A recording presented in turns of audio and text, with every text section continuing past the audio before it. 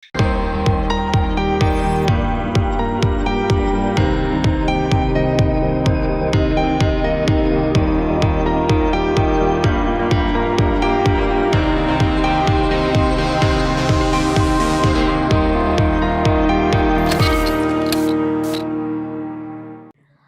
Hello everyone, welcome to our channel. सब बच्चे लोग, हम लोग पढ़ रहे हैं क्लास 12 बिजनेस स्टडीज के अंदर चैप्टर नंबर 4 प्लानिंग। ऑलमोस्ट इस चैप्टर को हम लोग कंप्लीट कर चुके हैं, 80% कवर अप हो चुका है। बस लास्ट 2 टॉपिक्स हमारे यहाँ पर बाकी हैं। प्रीवियस क्लासेस के अंदर हम लोगों ने कवर अप किया meaning of planning, features of planning, importance of planning as well as limitation of planning. और जो लास्ट 2 टॉपिक्स है जो हम आज कवर अप करने वाले हैं उनका नाम है planning process and types of plan. और इसी के साथ हमारा आज ये जो चैप्टर है यानी कि चैप्टर नंबर 4 ये हो जाएगा कंप्लीट। और आप देखिए हमारा जो फर्स्ट पार्ट है जिसके अंदर 8 चैप्टर्स हैं उसमें से ऑलरेडी हम अभी कितनी जल्दी हम लोगों ने 4 चैप्टर कंप्लीट भी कर लिए। और ऐसे ही नहीं कि हमने बहुत जल्दबाजी में उन चैप्टर्स को कंप्लीट किया है, बहुत ही डिटेल में हम लोगों ने उन चैप्टर्स को पढ़ा है। एक एक टॉपिक हम लोग बारीकी से पढ़ते हुए आए हैं, क्वेश्चंस भी हम लोगों ने उसके सॉल्व करे, केस स्टडीज़ भी हम लोगों ने यहाँ पर सॉल्व करी है। तो बहुत ही बेहतरीन तरीके से टाइम से हम लोग अपने कोर्स को कंप्लीट करते हुए बढ़ रहे हैं। और बेटा मैं प्रॉमिस कर रही हूँ आपको कि टाइम से ही हमारा जो पूरा कोर्स है वो कंप्लीट होगा। आपको बिल्कुल टेंशन लेने की ज़रूरत नहीं है, बस आप रेगुलरली क्लासेस को अटेंड करते रहो, अपना काम पूरा रखो, नोट्स अपने बनाते रहो time to time, question answer series को अटेंड करो। और उस सीरीज़ को अटेंड करने के बाद आपके पास जो भी रेफरेंस बुक है वहाँ से भी केस स्टडी को आप लोग प्रैक्टिस किया करो, ताकि पूरे साल आप इस तरीके से जब आप पढ़ेंगे तो डेफिनेटली 80 आउट ऑफ 80 आप लेकर आ पाएंगे। आपको कोई नहीं रोक सकता। और बहुत ज़्यादा इसके लिए आपको ये क्या है ना कि स्ट्रेस भी नहीं लेना पड़ रहा है, बहुत स्मूथली आप अपने कोर्स को कंप्लीट करते हुए चल रहे हो। ठीक है, सो आज की क्लास को स्टार्ट करते हैं। लेकिन उससे पहले आप लोगों को क्या करना है, सबसे पहले फटाफट से अपनी अटेंडेंस लगा दीजिए और अपनी मैम को बता दीजिए कि अब तक जो भी कुछ हमने इस चैप्टर के अंदर पढ़ा है वो सारी चीज़ें आपको एकदम क्लियर है, किसी भी तरीके का आपको कोई भी डाउट नहीं है। चलिए तो स्टार्ट करते हैं आज हमारी प्लानिंग की प्रोसेस। और जब भी प्लानिंग की प्रोसेस अच्छे से हमारी पूरी होती है तो स्ट्रेस कम होता है। तो आज की जो एक्रोनिम है ये कुछ इसी चीज़ के ऊपर बेस्ड है कि अगर हमारी प्लानिंग बहुत अच्छे से वर्क करती है, हमने किसी चीज़ का प्लान बनाया और वो प्लान बहुत स्मूथली हमारा रन हो गया, हमारे ऑब्जेक्टिव्स अगर अचीव हो गए तो स्ट्रेस कम हो जाता है ना। तो यहीं से छुपे हैं हमारे प्लानिंग प्रोसेस के जो पॉइंट्स हैं वो stress dies if planning works. क्या लिखा मैंने? Stress dies if planning works. कि अगर आपकी प्लानिंग काम कर जाती है तो आपका जो स्ट्रेस है बेटा वो क्या हो जाता है, वो खत्म हो जाता है बिल्कुल। तो आप इसको शॉर्ट में याद ऐसे भी कर सकते हैं, थोड़ा इसका कलर हम लोग चेंज कर लेते हैं, है ना, ताकि आपको प्रॉपर विजिबल हो। ये होता है एस डाइज इफ। तो मैम हम एक्रोनिम कुछ और भी तो बना सकते हैं ना, हम एक्रोनिम अपने हिसाब से लेटर्स को आगे पीछे करके भी तो बना सकते हैं, बिल्कुल बना सकते हैं, लेकिन ये काम आपको प्रोसेस में नहीं करना। अब यहाँ से मैं आपको एक बात और बताती हुई चलती हूँ बेटा, इसी चैप्टर में पहली प्रोसेस आप पढ़ने जा रहे हैं। प्रीवियस चैप्टर में आपने ऐसी कोई प्रोसेस नहीं पढ़ी, आपने जस्ट फीचर, इंपॉर्टेंस, लिमिटेशन, इतने सब चीज़ों के ही पॉइंट्स पढ़े।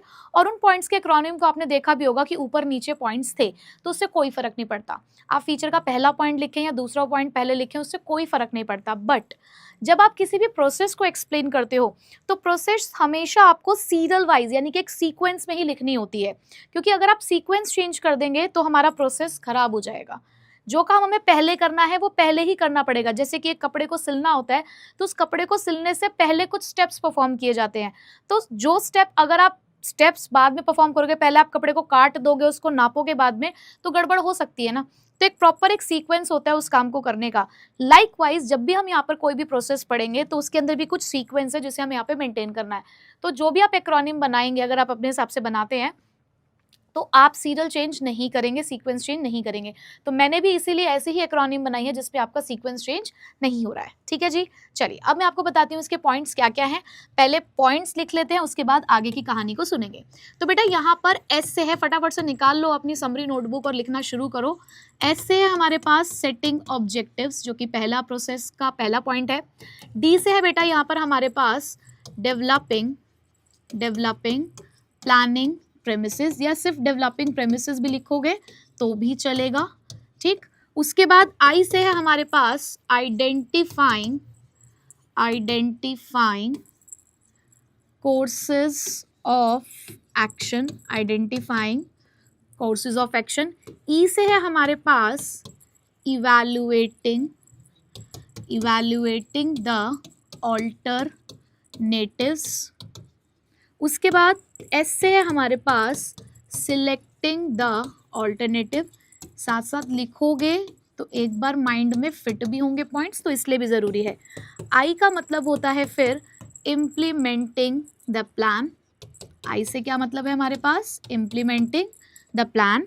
और बेटा एफ से है हमारे पास, एफ से फॉलो अप एक्शन। तो बेटा ये कुछ हमारे पास स्टेप्स हैं प्रोसेस के, जिसमें पहला है सेटिंग ऑब्जेक्टिव, सेकंड है डेवलपिंग प्लानिंग प्रेमिसेस, थर्ड है आइडेंटिफाइंग कोर्सेज ऑफ एक्शन, ई है हमारे पास इवैल्यूएटिंग द ऑल्टरनेटिव्स, एस से हमारे पास सिलेक्टिंग द ऑल्टरनेटिव, आई से हमारे पास इंप्लीमेंटिंग द प्लान और एफ से हमारे पास फॉलो अप एक्शन।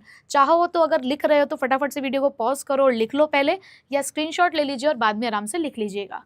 ठीक है, चलिए अब हम बढ़ते हैं आगे। तो बेटा अब जब हम आगे बढ़ रहे हैं तो ये देखिए यहाँ पर आपको इस तरीके से एक आपको डायग्राम दिख रहा है, एक फ्लो चार्ट दिख रहा है।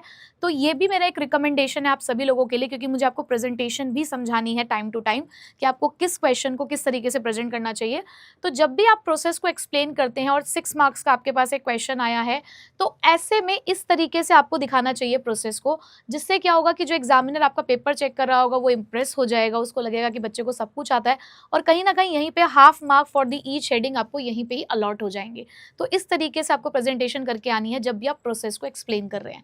ठीक है, सो वही हमारे पास planning process, setting objectives, developing premises, identifying alternative courses of action, evaluating the alternative, selecting an alternative, implementing the plan and follow up action. ठीक है, अब इस प्रोसेस को सुनाने से पहले या समझाने से पहले मैं आपको एक कहानी सुनानी चाहूंगी, और ये है कहानी किसकी?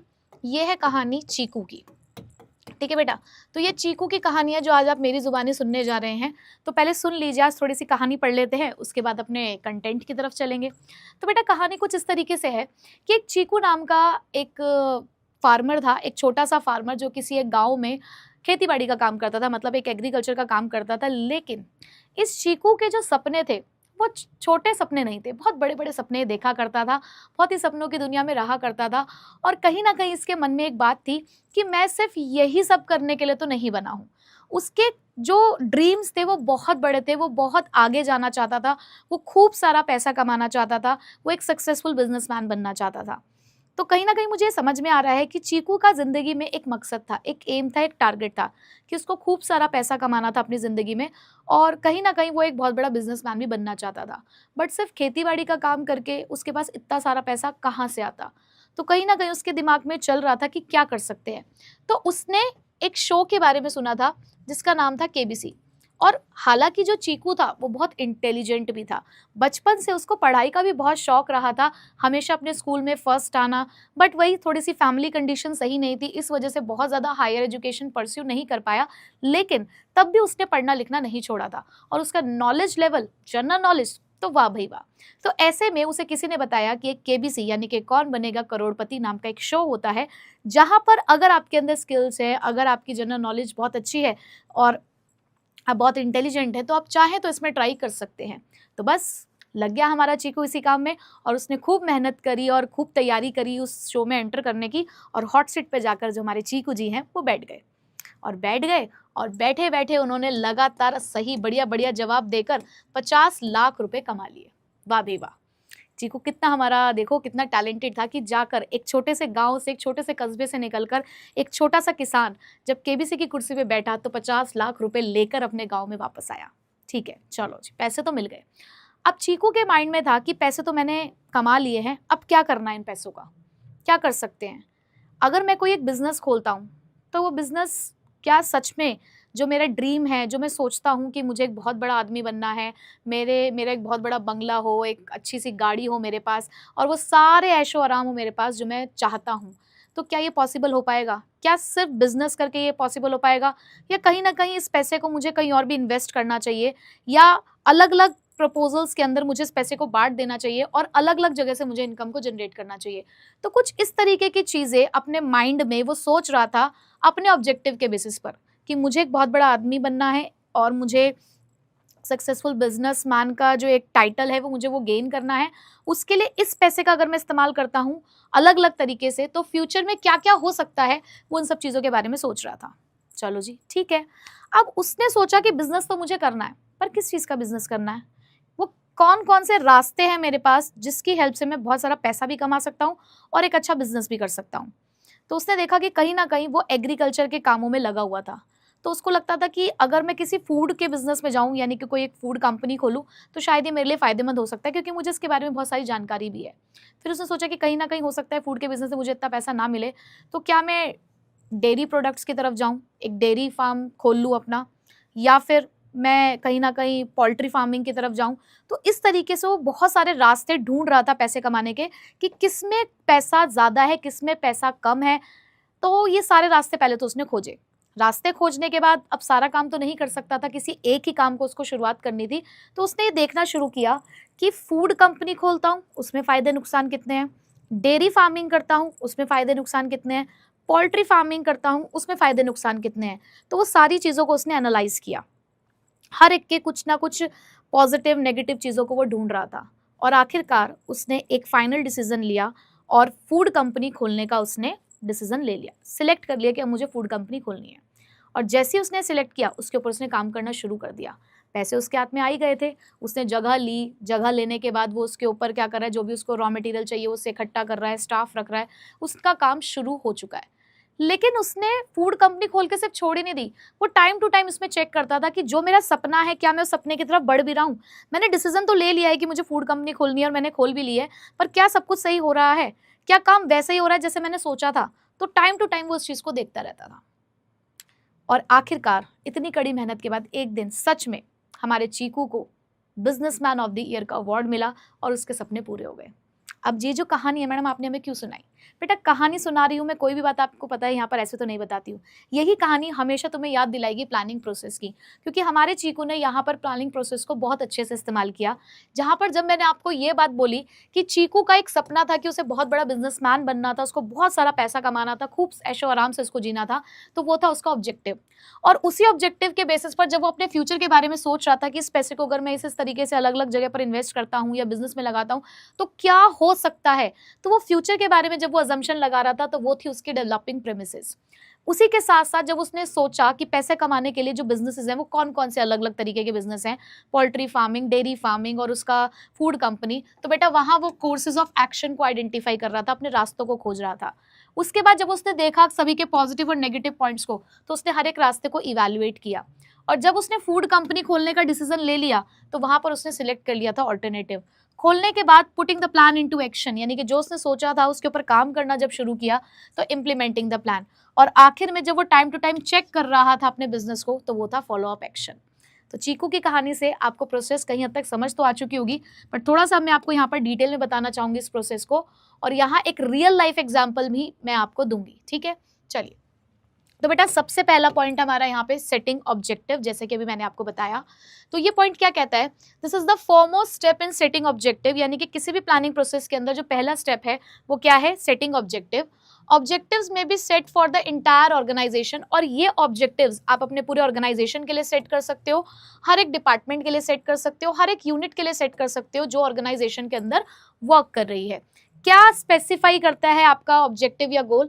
गोल हमेशा स्पेसिफाई करते हैं what the organization wants to achieve, कि हम क्या अचीव करना चाहते हैं। वो सारी चीजें हम शुरुआत में ही कर लेते हैं, जब प्लान करेंगे तभी तो उसके ऊपर काम करना शुरू करेंगे ना। तो शुरुआत में ही बच्चे ये बता दिया जाता है कि हमें क्या करना है।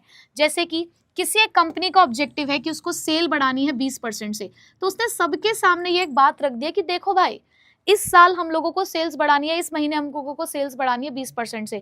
तो सभी को ये बात क्लियर है कि कंपनी क्या चाहती है उनसे, कि वो कंपनी सेल बढ़वाना चाहती है कितने परसेंट से, 20% से।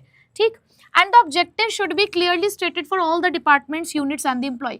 और जो भी आपका ऑब्जेक्टिव है वो सबके माइंड में क्लियर हो, आपके एम्प्लॉय को भी पता हो कि आप क्या चाहते हो, आपके सभी डिपार्टमेंट्स को भी पता हो कि आप क्या चाहते हो, आपके यहाँ पे जितने भी यूनिट्स हैं उन सभी को भी पता हो कि आप क्या चाहते हो।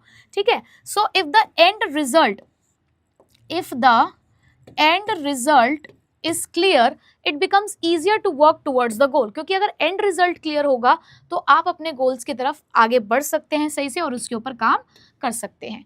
ठीक है बेटा, समझ आ गया। एग्जाम्पल क्योंकि मैंने आपको पहली कहानी की फॉर्म में समझा दिया है तो आपको दिक्कत नहीं आई होगी। अब यहाँ पर हम एक रेफरेंस लेंगे एक बिजनेस कंपनी का जिसका नाम है ममा अर्थ। सब लोग जानते हैं ममा अर्थ को। तो बेटा ममा अर्थ ने भी क्या किया, एक प्लान बनाया कि वो अपनी ऑनलाइन सेल्स को 25% से बढ़ाने जा रहे हैं अगले 6 महीने में। ममा अर्थ ने अपने पूरी कंपनी, अपने पूरे एंटायर ऑर्गेनाइजेशन के सामने अनाउंस किया कि इस साल हमारी ऑनलाइन सेल्स को 25% से बढ़ाने का टारगेट है। अगले 6 महीने के अंदर अंदर हम लोगों को ये काम करना है। तो ये बात क्लियर है सबको कि सेल्स बढ़ानी है, मेजरेबल है, कितने में बढ़ानी है, 25% से बढ़ानी है, और कितने टाइम में बढ़ानी है, 6 मंथ से बढ़ानी है। तो सारी चीजें सब लोगों के सामने क्या हो गई हैं, बिल्कुल क्लियर हो गई हैं। ठीक है जी, समझ आ गया। आप ये सारे एग्जाम्पल्स लिख के आ सकते हो, कोई दिक्कत वाली बात नहीं है। Next, developing planning premises. अब बेटा प्रेमिसेस का मतलब यहाँ पर क्या है, बेटा प्रेमिसेस का यहाँ पर मतलब होता है अजम्पशन, कि जब हम फ्यूचर के बारे में अनुमान लगाते हैं। अजम्पशंस मतलब क्या है, अगर हिंदी में हम लोग बोले तो हिंदी में बोले तो अनुमान, कि जब हम फ्यूचर के बारे में अनुमान लगा रहे होते हैं कि भाई ये वाला ऑब्जेक्टिव है, अगर इस ऑब्जेक्टिव पे हम वर्क करते हैं तो क्या हो सकता है। अगर हम लगातार पढ़ जाएंगे, अगर हम लगातार पढ़ लेंगे, इसी तरीके से रोज पढ़ेंगे, रोज नोट्स बनाएंगे, उसका रिवाइज करेंगे, क्वेश्चन आंसर सीरीज अटेंड करेंगे, हम लोग टेस्ट भी अपने आप यहाँ पर कंडक्ट करेंगे अपने लिए, केस स्टडीज को प्रैक्टिस करेंगे, तो क्या हम 80 में से 80 ले आएंगे? बिल्कुल हम ले आएंगे। तो आप ये सोच रहे हो ना, आगे के बारे में पहले से सोच रहे हो ना, तो बेटा इसी को बोलते हैं डेवलपिंग प्लानिंग प्रेमिसेस। ठीक है, चलो। So planning is concerned with the future which is uncertain. और देखो प्लानिंग हमेशा फ्यूचर से जुड़ी है, और फ्यूचर क्या होने वाला है क्या नहीं होने वाला है हम सभी को नहीं पता, लेकिन हाँ हम उस चीज़ के लिए प्रिपेयर होने की कोशिश कर रहे होते हैं। तो इसलिए प्लानिंग तो हमेशा फ्यूचर के लिए होती है, और फ्यूचर हमेशा अनसर्टेन है, कुछ अच्छा भी हो सकता है और कुछ बुरा भी हो सकता है। So every planning is using the conjuncture. बच्चा कंजक्चर का मतलब क्या होता है, यहाँ पर गेस वर्क करना, जहाँ पर आप गेसिंग कर रहे हो कि ऐसा हो सकता है, about what might happen in future, कि फ्यूचर में क्या हो सकता है। मुझे ये वाले वर्ड्स आपको इसलिए लिखवाने पड़ते हैं, कहीं ना कहीं बुक में लिखे हुए हैं, तो अगर आप बुक से पढ़ रहे हो फिर आप वहाँ पे कंफ्यूज हो गए कि इसका मतलब क्या होता है, तो मैंने ब्रैकेट में उसका मीनिंग भी यहाँ पर लिख दिया है। ठीक है, so the manager is required to make certain assumption. तो इसी चीज के लिए मैनेजर को क्या करना पड़ता है, कुछ अजम्पशन बनानी पड़ती है फ्यूचर के लिए। और बच्चे इसी अजम्पशंस को हम लोग क्या बोलते हैं, प्रेमिसेस। जैसे कि मैंने आपको शुरुआत में ही बता दिया था कि हर एक मैनेजर फ्यूचर के बारे में सोचता है, हम सभी तो फ्यूचर के बारे में सोचते हैं। तो जब हम फ्यूचर के बारे में सोच रहे हैं कि क्या हो सकता है, तो उन सभी अजम्पशंस को हम लोग क्या बोलते हैं, premises. So assumptions are the base material, और हमारे उसी सोच विचार के बेसिस पर, जैसे कि हम लोग कई बार चले जाते हैं ना ओवर थिंकिंग में, और ओवर थिंकिंग में हम लोग ये होते हैं कि यार, और हमेशा गलत ही सोचते हैं कि यार ऐसा हो सकता है, ऐसा हो सकता है। तो वो बेस प्रोवाइड कर रहा होता है कि किस तरीके से हमारे प्लान होंगे, और उसी के हिसाब से आप काम करना शुरू कर देते हो। तो ऐसे मैनेजर भी क्या करता है, वो ओवर थिंकिंग तो नहीं करता, बट हाँ वो अपने गोल्स के अकॉर्डिंग जब कुछ अजम्पशंस बना रहा होता है तो उसी के बेसिस पर अपने गोल्स को क्या करता है, एडजस्ट करता है। ठीक है जी, चलो अब एग्जाम्पल ले लेते हैं कि इस अजम्पशन का मतलब क्या है हमारे बिजनेस वर्ल्ड में। जैसे कि ममा अर्थ ने अज्यूम किया कि भाई देखो फेस्टिव सीजन आएगा, अब फेस्टिव सीजन आना शुरू हो जाएगा, तो आपको पता है कि जब फेस्टिव सीजन आएगा तो डिमांड भी बढ़ेगी, तो डिमांड जब बढ़ेगी तो सोशल मीडिया एड्स जो हैं वो और अच्छे तरीके से हमारी काम करना शुरू कर देगी, यानी कि उस टाइम पे हमें सोशल मीडिया एड्स के थ्रू और अच्छे से वर्क कराना होगा। तो ये अभी काम हुआ तो नहीं है ना, अभी हम सोच रहे हैं ना कि फेस्टिव सीजन आएगा, डिमांड आएगी, सोशल मीडिया बहुत अच्छे से वर्क करेगा उस टाइम पे। तो ये सारी बातें क्योंकि हम फ्यूचर के बारे में सोच रहे हैं, इसलिए क्या है, फ्यूचर अजम्पशन। और फ्यूचर अजम्पशन को ही बेटा सिंपल लैंग्वेज में, मतलब सिंपल लैंग्वेज क्या, हमारी बिजनेस लैंग्वेज में यहाँ पर हम लोगों ने क्या नाम दे दिया है, डेवलपिंग प्लानिंग प्रेमिसेस। ठीक है, तो बस यही है, थोड़ी सी वोकैबुलरी समझनी है और कुछ नहीं है। ठीक है जी, समझ आ गया। Okay, next third point.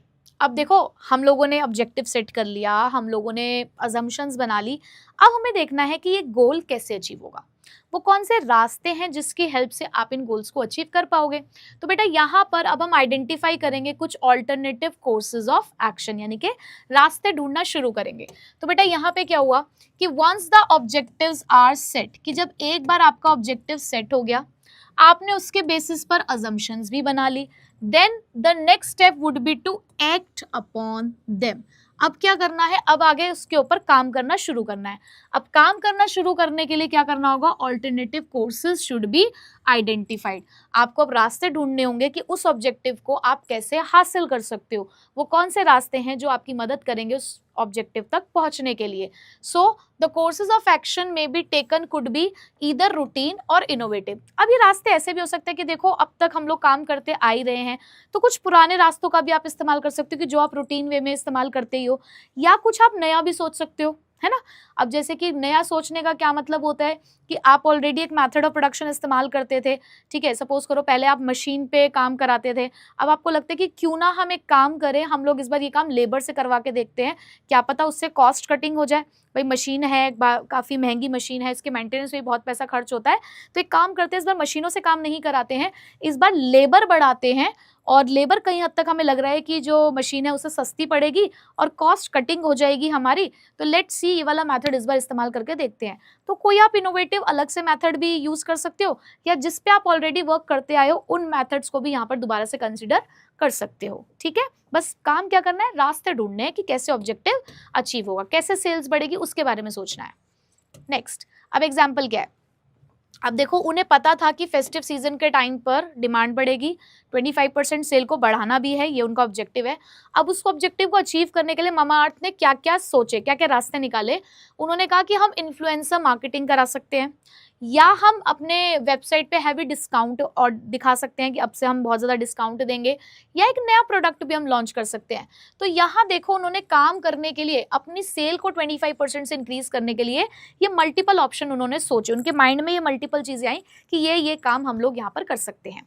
ठीक है जी, चलो आगे चलते हैं। Evaluating the alternative courses. अब चौथा काम क्या करना है, सारी चीज़ें तो इस्तेमाल नहीं कर सकते कि इन्फ्लुएंसर मार्केटिंग भी करा रहे हो, नया प्रोडक्ट भी लॉन्च कर रहे हो, और उसके साथ साथ तुम लोग क्या करना शुरू कर दिया है, बताओ, हैवी डिस्काउंट भी तुमने देना शुरू कर दिया। सब नहीं करना था, कोई भी एक सिलेक्ट करना है। तो अब एक सिलेक्ट करने को क्या करें, पॉजिटिव और नेगेटिव देखेंगे। याद करो जब मैं तुम्हें फीचर के अंदर, जब मैं तुम्हें इंपॉर्टेंस के अंदर एक पॉइंट पढ़ाया था, it helps in taking the decision, या प्लानिंग फैसिलिटेट डिसीजन मेकिंग, या प्लानिंग इन्वॉल्व्स डिसीजन मेकिंग, तो मैंने वहाँ पे तुम्हारा रिश्ता करवाया था, है ना। और जब मैंने तुम्हारे वहाँ पे रिश्ता करवाया था तो तुम्हारी मम्मी तुम्हें खूब सारी फोटो दिखा रही थी, तो उस टाइम पे तुम क्या कर रहे थे, तुम क्या सबके साथ ही ओम मंगलम मंगलम कर सकते थे क्या, नहीं ना। आपको उसमें से सिलेक्ट करना है कि कौन सही है कौन गलत।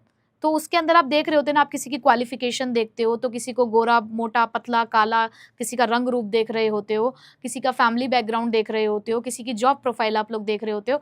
तो अब आप क्या करोगे, आपके सामने सपोज करो आपने 4 को लिस्ट बनाई, मतलब आपके सामने बहुत सारे फोटोज थी, अब आपने मम्मी के सामने रख दी कि मम्मी ये 4 है, मम्मी कहेंगे बताओ अभी कि चारों के साथ करनी है क्या, एक सिलेक्ट करके दो। तो तुम देखोगे कि कौन से वो 4 ऑप्शन जो तुमने निकाल के रखे फोटो के, उसमें से वो कौन सी ऐसी है जिसके पॉजिटिव पॉइंट ज़्यादा हैं और नेगेटिव पॉइंट कम है। तो तुम चेक कर रहे हो पूरी अपनी, तुमने R&D शुरू कर दी उसी के ऊपर, यानी कि रिसर्च और डेवलपमेंट करना शुरू कर दिया पूरा, तुम लोग उसके ऊपर इन्वेस्टिगेशन कर रहे हो क्या है क्या नहीं है, तभी तो जाके, क्योंकि यार बहुत बड़ा डिसीजन है, अगर इसको ऐसे ही ले लोगे आंख बंद करके तो आगे जाके पछताना पड़ेगा। तो बहुत बड़ा डिसीजन है, तो उसको सोच विचार करके आप लोगे। तो यहाँ पर भी तो भैया आप अपनी कंपनी के लिए काम करने जा रहे हो, तो ऐसे थोड़ी कि कुछ भी कोई सा भी डिसीजन आप लोग यहाँ पे सिलेक्ट कर लोगे। तो उससे पहले हमें क्या करनी होती है, जांच पड़ताल, पूरा इवैल्यूएशन करना होता है। कैसे करते हैं ये इवैल्यूएशन, चलिए जानते हैं जरा। So the next step is two way मतलब कंसिडर, आपको कंसिडर करना होगा द प्रॉज एंड कॉन्स। अरे मैडम इतने भारी भारी की शब्द आप कहाँ से लाती है, मैं कहीं से नहीं लाती यार, ये NCERT वाले यूज़ करते हैं, तो मैं क्या करूँ, मुझे भी लिखने पड़ते हैं। बट मैं तुम्हें देखो हर एक वर्ड का मीनिंग बता रही हूँ ना, तुम चिंता मत करो। By the end of this session आप लोगों को बहुत सारी बिजनेस की वोकैबुलरीज आ चुकी होंगी, बहुत सारे ऐसे वर्ड्स होंगे जो तुम पहले यूज़ नहीं करते थे बट अब यूज़ करोगे। और कहीं ना कहीं जब मैं आपको कोई नया वर्ड बताती हूँ तो उसको डे टू डे अपनी लाइफ में यूज़ किया करो, जहाँ पर भी वो फिट बैठ सके आप उसे इस्तेमाल करो। तो आप देखोगे कि आपका जो कम्युनिकेशन है वो इंप्रूव हो रहा है। देखो आप कॉमर्स फील्ड में हो, अल्टीमेटली आप एक बहुत ही ज़्यादा जनरल कम्युनिकेशन के साथ नहीं यहाँ पे सर्वाइव कर सकते। आप कल को बड़ी बड़ी MNCs में जाकर मेरे बच्चे काम करेंगे तो अच्छी इंग्लिश बोलेंगे ना, अच्छा कम्युनिकेशन आप लोग अपना शो करोगे। तो इसलिए इन वर्ड्स को कहीं ना कहीं लिख लिया करो या इसको इस्तेमाल किया करो, ठीक है। तो यहाँ पर हम लोग सभी ऑल्टरनेटिव्स के बेटा क्या करेंगे, प्रॉज एंड कॉन्स। तो बेटा प्रॉज एंड कॉन्स कुछ नहीं होता, प्रॉज एंड कॉन्स का मतलब होता है पॉजिटिव और नेगेटिव पॉइंट्स को निकालना, ठीक है। कि हर किसी के, देखो हर किसी में अच्छाई और बुराई होती है ना, तो इसी तरीके से जो रास्ते तुमने ढूंढे हैं उसमें कुछ अच्छा भी होगा कुछ बुरा भी होगा। तो बस आपको क्या करना है, उन सभी ऑल्टरनेटिव्स के पॉजिटिव और नेगेटिव पॉइंट्स निकाल कर लाने हैं, ठीक है। अब जब आपने पॉजिटिव और नेगेटिव एस्पेक्ट्स निकाल लिए हर एक ऑल्टरनेटिव के, तो अब आप ये देखोगे कि आपके ऑब्जेक्टिव के रास्ते में उन पॉजिटिव और नेगेटिव पॉइंट्स का क्या रोल है, कि कौन सा ऐसा रास्ता है जो उस ऑब्जेक्टिव के ज्यादा करीब है, जो आपको उस ऑब्जेक्टिव तक पहुंचाने में ज्यादा मदद करेगा। ये आज चीज आपको चेक करनी है। क्यों? क्योंकि अब आपके सामने पॉजिटिव और नेगेटिव एस्पेक्ट्स आ चुके हैं। ठीक है, so alternatives are evaluated in the light of their feasibility. लो मैडम, फिर एक कठिन शब्द, फिजिबिलिटी। क्या होता है फिजिबिलिटी? बेटा फिजिबिलिटी कुछ नहीं होता, फिजिबिलिटी का मतलब होता है सुटेबिलिटी, कि अब आपको अपनी सुटेबिलिटी के हिसाब से चेक करना है कि कौन सा सही है और उसके कॉन्सिक्वेंसेस क्या हो सकते हैं, यानी कि उसका आउटकम क्या हो सकता है।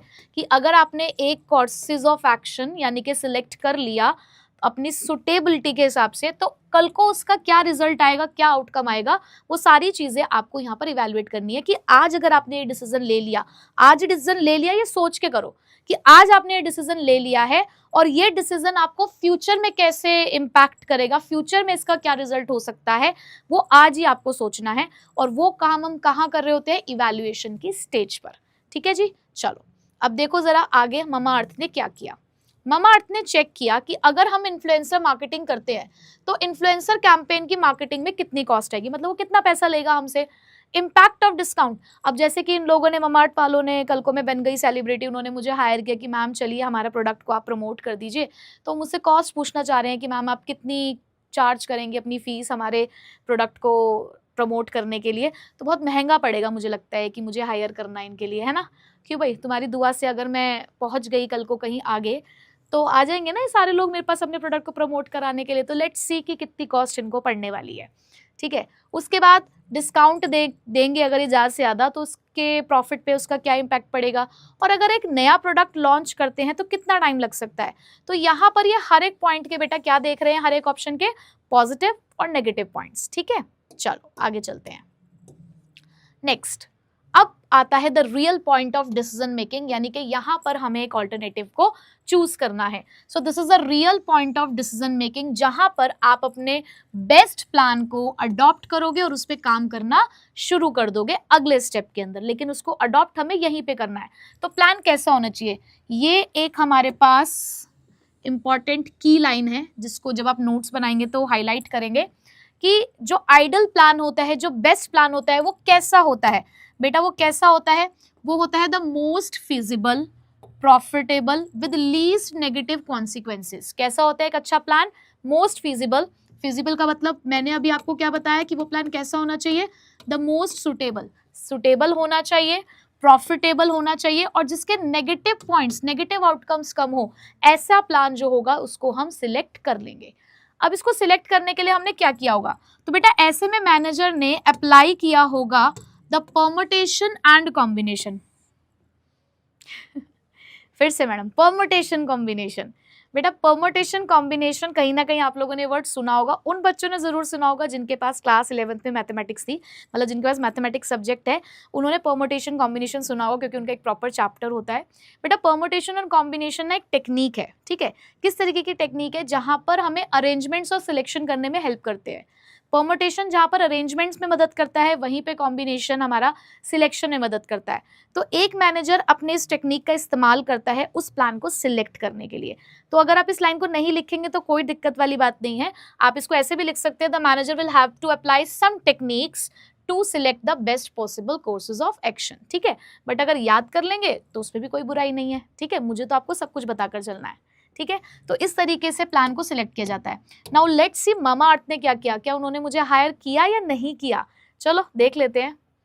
ओ माय गॉड, चलो भाई इन्होंने तो मुझे हायर कर लिया है, मेरी फीस इनके लिए अफोर्डेबल है।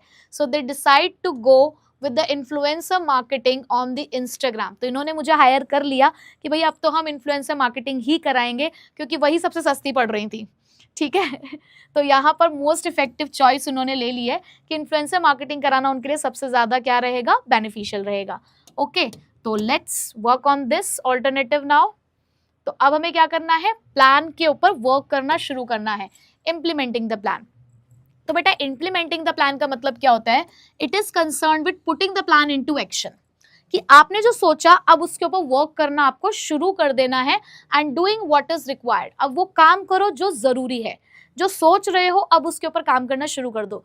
तुम सोच रहे हो, तुमने पूरा प्लान बनाया कि 95 प्लस मार्क्स हासिल करने हैं, तुम्हारा ऑब्जेक्टिव है, फिर तुम सोच रहे हो कि अगर 95 प्लस आ गए तो क्या हो सकता है फ्यूचर के अंदर, बहुत मार्केट में इज्जत बन जाएगी यार, बहुत मार्केट में इज्जत बन जाएगी, रिश्तेदार तो फ़ोन करेंगे, मैं खुद जवाब दूंगा उन्हें। 11th में शायद नहीं दे पा रहा था, 12th में मैं खुद उठाऊंगा उनका फ़ोन और बताऊंगा कि हाँ, या बताऊंगी कि देखो कितने मार्क्स आए हैं मेरे, ठीक है। मेरे पेरेंट्स को बहुत परेशान करते हैं फ़ोन कर करके रिजल्ट वाले दिन, मैं बताऊंगा उन्हें।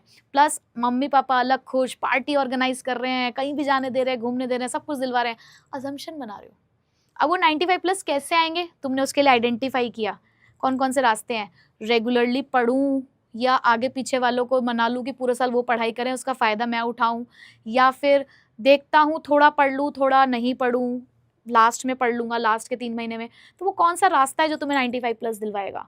फिर उसको तुमने इवैल्यूएट किया, सोच विचार किया उसके ऊपर कि यार अगर रेगुलरली खुद पढ़ूंगा तो सेफ साइड में रहूँगा, आगे पीछे वालों ने धोखा दे दिया तो, और लास्ट के 3 महीने में अगर सिलेबस कंप्लीट नहीं हो पाया मुझसे तो सब चीज़ों को सोच रहे हो। फिर तुमने सिलेक्ट कर लिया बालक, तुमने सिलेक्ट कर लिया कि तुम रेगुलर पढ़ाई करोगे, और उसके बाद जब तुमने सिलेक्ट कर लिया कि रेगुलर पढ़ाई करोगे तो तुमने हम लोगों से पढ़ना शुरू कर दिया, रेगुलरली लेक्चर्स अटेंड करने शुरू किए, जैसे जैसे हम पढ़ाते जा रहे हैं वैसे वैसे आप साथ साथ हमारे पढ़ते जा रहे हो। तो this is implementing the plan ना, putting the plan into action, कि जो सोच रहे हो, जो चाह रहे हो उस पर काम करना शुरू कर दो, ठीक है।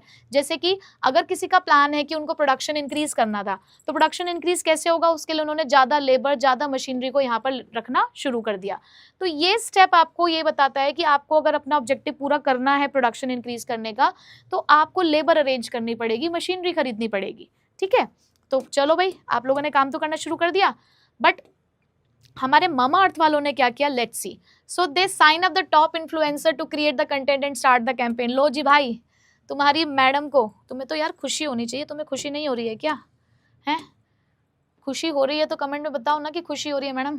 तो उन्होंने मेरे को साइन किया, टॉप इन्फ्लुएंसर को साइन किया कंटेंट क्रिएट करने के लिए और स्टार्ट करने के लिए एड कैंपेन। तो लो जी, काम करना शुरू हो गया। उन्होंने मुझे बता दी कि मैडम देखो ऐसे इस तरीके से आपको क्या करनी है, पूरी एडवर्टाइजमेंट करनी है हमारे प्रोडक्ट्स की, और आपको कंटेंट क्रिएट करना है। और मैंने भी उसके ऊपर काम करना शुरू कर दिया, स्क्रिप्ट लिखनी शुरू कर दी है, और वो शूटिंग वूटिंग लोग हमारी चल रही है, मस्त बिजी हो गई है मैडम। तो बस काम करना शुरू हो गया है, ठीक है। बट अब यहाँ तक कहानी खत्म नहीं होती है भाई, फॉलो अप भी तो करना है। अब तुम फॉलो अप कैसे करोगे, तुम्हारे यूटीज होंगे, तुम्हारे हाफ ईयरलीज होंगे, तुम्हारे प्री बोर्ड्स होंगे, वो कदम कदम पर तुम्हें आईना दिखाएंगे कि भाई तुम कहाँ पहुंचे हो, देखो तो सही कि जो तुम सोच रहे थे वो हो रहा है या नहीं हो रहा है, या कुछ चेंज करने की जरूरत है। तो सिर्फ प्लान पे वर्क करने से कुछ नहीं होता, उसको टाइम टू टाइम चेक भी करना होता है, ठीक है। तो कैसे चेक करोगे, to see whether the plans are being implemented and activities are performed according to the schedule is also a part of planning process। तो ये देखना कि जैसा हमने प्लान किया था, जैसा हमने सेट किया था सब कुछ, क्या वैसे ही सारी एक्टिविटीज परफॉर्म हो रही है नहीं हो रही है, ये भी हमें चेक करना है। हमें टाइम टू टाइम मॉनिटर करना है प्लान को, जो कि बहुत इंपॉर्टेंट है ये इंश्योर करने के लिए कि ऑब्जेक्टिव्स अचीव होंगे या नहीं। तो monitoring the plan is also important, कि टाइम टू टाइम ये चेक करो कि काम हो रहा है या नहीं हो रहा है। अब भैया मामा अर्थ वालों ने मुझे हायर तो कर लिया है, लेट्स सी कि अब वो क्या करेंगे, वो भी तो चेक करेंगे कि भैया मैडम ने बहुत तगड़ी फीस चार्ज करी है हम लोगों से मार्केटिंग करने के लिए हमारे प्रोडक्ट्स की, बट उससे कुछ फायदा हो भी रहा है या नहीं हो रहा है, या दूसरा इन्फ्लुएंसर हम लोग यहाँ पे साइन करें, मैडम को हटाएं और दूसरे को साइन करें। तो टाइम टू टाइम वो क्या करते हैं, टीम ट्रैक कर रही है, सेल व्यूज चेक कर रही है, क्लिक्स चेक कर रही है, डेली एडजस्ट कर रही है कैंपेन को। मुझे टाइम टू टाइम वो बता भी रहे हैं कि मैडम अब ऐसा करो, अब आप ऐसा करो, व्यूज बढ़िया आ रहे हैं, सब लोग बहुत क्लिक दिखा रहे हैं, सेल्स बहुत बढ़िया चल रही है, बस बीच बीच में ये काम आप करते रहो। तो यहाँ पर वो क्या कर रहे हैं, अपनी प्रोग्रेस को मॉनिटर कर रहे हैं, ठीक है बच्चों। तो बताओ, रियल लाइफ एग्जाम्पल भी दिया, अपने वाला एग्जाम्पल भी दिया, बिजनेस एग्जाम्पल भी दिया, तो क्या आपको प्लानिंग प्रोसेस क्लियर हो चुकी है? बताइए ज़रा फटाफट से मुझे बता दो कमेंट बॉक्स में कि यस मैम हमें प्लानिंग प्रोसेस क्लियर है, अब आप आगे बढ़ सकती हैं अगले टॉपिक की तरफ। चलिए बताइए। सो आई होप बच्चों कि आप लोगों को सारी प्लानिंग प्रोसेस क्लियर है और आप लोगों ने उसके लिए मुझे बता भी दिया होगा कमेंट्स में। So now our next topic is type of plan. हमारे पास यहाँ पे कितने तरीके के प्लान होते हैं, यानी कि जो हम प्लान बनाते हैं तो हम कहते हैं ना प्लान ए, प्लान बी।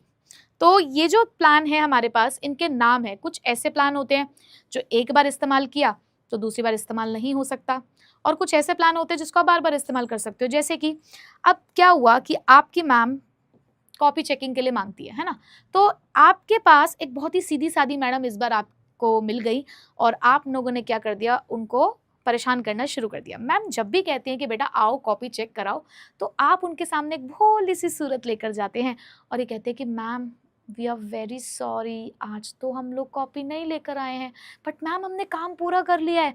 वो एक्चुअली रात भर बैठ के कॉपी बना रहे थे ना, तो कॉपी वहीं डेस्क पे ही रह गई है, सॉरी मैम। तो मैम बेचारी सीधी सादी सी, मैम ने कहा ठीक है बेटा कोई बात नहीं, पहली बार मैडम ने आपकी ये बात सुन ली, ठीक है चलो ओके। नेक्स्ट टाइम फिर से कॉपी चेकिंग का डे आया, फिर से आप मैम के पास गए, मैम एक्चुअली कल मेरी तबीयत बहुत ख़राब थी, काम तो पूरा हो चुका है लेकिन तबीयत ख़राब होने के चक्कर में रात को दवाई ली थी ना, तो दवाई लेते लेते नींद आ गई थी और नींद आने के बाद मैम मैं कॉपी रखना फिर से भूल गया, वी आर वेरी सॉरी, आज भी कॉपी चेक नहीं हो पाएगी, हम 3-4 लोग भूल गए हैं आज भी कॉपी लाना। मैम ने फिर से कह दिया कोई बात नहीं बेटा। यानी कि ये बहाना यार तुम बार बार इस्तेमाल करे जा रहे हो, बार बार तुम इसको अप्लाई करे जा रहे हो कि कभी कोई बहाना लगा दिया, कभी कोई बहाना लगा दिया, लेकिन कॉपी चेक नहीं कराओगे तुम, है ना। लेकिन वहीं पे आए तुम्हारे पीटी सर, पीटीआई, है ना, वो तो होते हैं पूरे स्ट्रिक्ट से और पूरे इतना धाकड़ पर्सनालिटी के साथ। उन्होंने मांगी कि हाँ कॉपी लिखाओ सारे, लेकर आओ सारे अपनी अपनी कॉपी। अब आप उनके सामने भी गए भोली सी सूरत बना के, वो एक्चुअली सर हम ना कल काम कर रहे थे, करते करते थक गए थे तो कॉपी वहीं रह गई। और पीटी सर ने लगाई डांट, ऐसा है ये बहाने ज़रा किसी और को बनाना, ये तुम्हारा जो बहाना है ये एक ही बार चल सकता है, ये बहाना बार बार नहीं चलेगा बेटा। पिछली बार भी तुमने ये बहाना बनाया था, चलो पिछली बार तो मैंने कुछ नहीं कहा तुम्हें, अब ये थोड़ी कि हर बार तुम यही बहाना बनाओगे। चलो ये बचपन वाले बहाने ये तो बहुत ही पुराने हो चुके हैं, कुछ नया बहाना लेकर आओ, कुछ नया लेकर आओ और उसको इस्तेमाल करो, ये दोबारा नहीं चलेगा, अब तो नहीं चलेगा। तो यहाँ पे तुमने 2 बार प्लानिंग करी ना, एक प्लान तुम्हारा बार बार चल रहा है, एक प्लान ये है कि एक बार इस्तेमाल करके फेल हो गया। अब फेल क्या हो गया, सक्सेसफुल भी हो गया, तो अब अगली बार तुम्हें कुछ और करना पड़ेगा क्योंकि इससे काम अब तो नहीं चल पाएगा। पहले सीधे साधे पीटी सर थे और इस बार जो, या पीटी मैम थी, पीटीआई मैम, लेकिन इस बार जो है वो ऐसे सर हैं कि उनके सामने तो कुछ हो ही नहीं पा रहा है। तो इस बार तो आपका वो बहाना चल नहीं पाया, तो अब आपको दूसरा प्लान बनाना पड़ेगा। तो बस कुछ इसी तरीके से हमारे पास होते हैं यहाँ पे types of plan, single use plan और स्टैंडिंग यूज प्लान। तो बेटा single use plan as the name suggest किए कुछ ऐसे प्लान होते होंगे जो एक ही बार इस्तेमाल होते हैं, वहीं पे स्टैंडिंग यूज प्लान कुछ ऐसे प्लान होते हैं जिसको आप बार बार इस्तेमाल कर सकते हो, ठीक है। वीडियो लेक्चर देख रहे हो ना, मुझे नीचे कमेंट करके बताना कि कौन से मिनट में आपको ये वीडियो पोर्शन दिखाई दे रहा है, इससे मुझे पता लगेगा कि आपने पूरा वीडियो ध्यान से देखा कि नहीं। आपके कमेंट का मैं नीचे इंतजार कर रहा हूं। चलिए अब आते हैं सबसे पहले हम लोग सिंगल यूज प्लान पे। तो बेटा देखिए यहाँ पर पहले मैं आपको एक एग्जांपल शो कर रही हूँ सिंगल यूज प्लान का। मारुति सुजुकी ने क्रिएट की है special marketing campaign for launching a new electric car. तो मारुति सुजुकी ने एक अपना कैंपेन लॉन्च किया, स्पेशल मार्केटिंग करी क्योंकि एक नई इलेक्ट्रिक कार लॉन्च कर रहे थे। अब ये जो प्लान है ये सिर्फ एक ही बार इस्तेमाल हो सकता है क्योंकि एक स्पेसिफिक इवेंट के लिए आप इस काम को कर रहे हो, ठीक है। तो ये हो गया आपका सिंगल यूज प्लान का एग्जाम्पल। बट वहीं पे अगर मैं स्टैंडिंग यूज प्लान की बात करूं जिसको आप रिपीटेडली यूज कर सकते हो, तो वही मारुति सुजुकी जब फॉलो करती है एक fixed work from home policy for all the employees on every Friday. यानी कि वो क्या कहते हैं, हर फ्राइडे को उन्होंने फिक्स कर दिया कि सभी लोग घर से काम करेंगे। वर्क फ्रॉम होम पॉलिसी हमारी कि हर फ्राइडे को सभी एम्प्लॉयज वर्क फ्रॉम होम करेंगे। तो यहाँ पर उन्होंने एक फिक्स कर दिया और इसको वो हर फ्राइडे इस्तेमाल करते हैं। तो ये जो प्लान है ये रीयूज हो रहा है रेगुलरली फॉर रेकरिंग सिचुएशन। अभी की सिचुएशन के हिसाब से उन्होंने ऐसा प्लान बनाया जिसके ऊपर वो बार बार काम कर पा रहे हैं। तो ये हो गया आपका स्टैंडिंग यूज प्लान। और इसकी थोड़ी सी और डिटेल जानने के लिए हम लोग इसके बीच का डिफरेंस पढ़ लेते हैं। चलो जी देखो, तो सबसे पहले सिंगल यूज प्लान की अगर मैं बात करूं तो सिंगल यूज प्लान जो होते हैं वो डेवलप्ड होते हैं for the one time event और प्रोजेक्ट। यानी कि आप इसको सिर्फ एक टाइम के लिए ही बनाते हैं और एक टाइम के इस्तेमाल के लिए ही आप इसको यूज करते हो। मतलब कि किसी एक पर्टिकुलर प्रोजेक्ट के लिए, किसी एक पर्टिकुलर इवेंट के लिए ही आप इन्हें डेवलप करते हैं। एक बार इस्तेमाल करने के बाद आप इसे दूसरी बार इस्तेमाल नहीं कर सकते।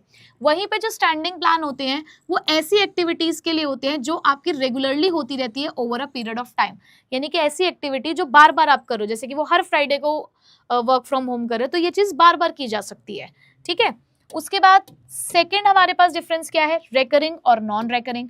अब रेकरिंग और नॉन रेकरिंग का मतलब क्या है कि such a course of action is not likely to be repeat in future, कि ये वो एक्टिविटीज है जिनके बारे में हमें लगता है कि फ्यूचर में ये एक्टिविटी दोबारा रिपीट नहीं होगी, तो इसलिए इनको नॉन रिकरिंग सिचुएशन के लिए इस्तेमाल किया जाता है। यानी कि एक ऐसी एक्टिविटी जो सिर्फ एक ही बार हो रही है, बार बार आपको अपने ऑर्गेनाइजेशन में वो देखने को नहीं मिल रही। जैसे कि कभी कभी हम लोग इवेंट्स लॉन्च करते हैं, तो वो कभी कभी की बात है, ये नहीं कि हम लोग डेली ही इवेंट लॉन्च कर रहे हैं, डेली ही हमारा इवेंट चल रहा है, ऐसा तो नहीं है, ठीक। But this plans may be repeated in future, that is they are for the recurring situation.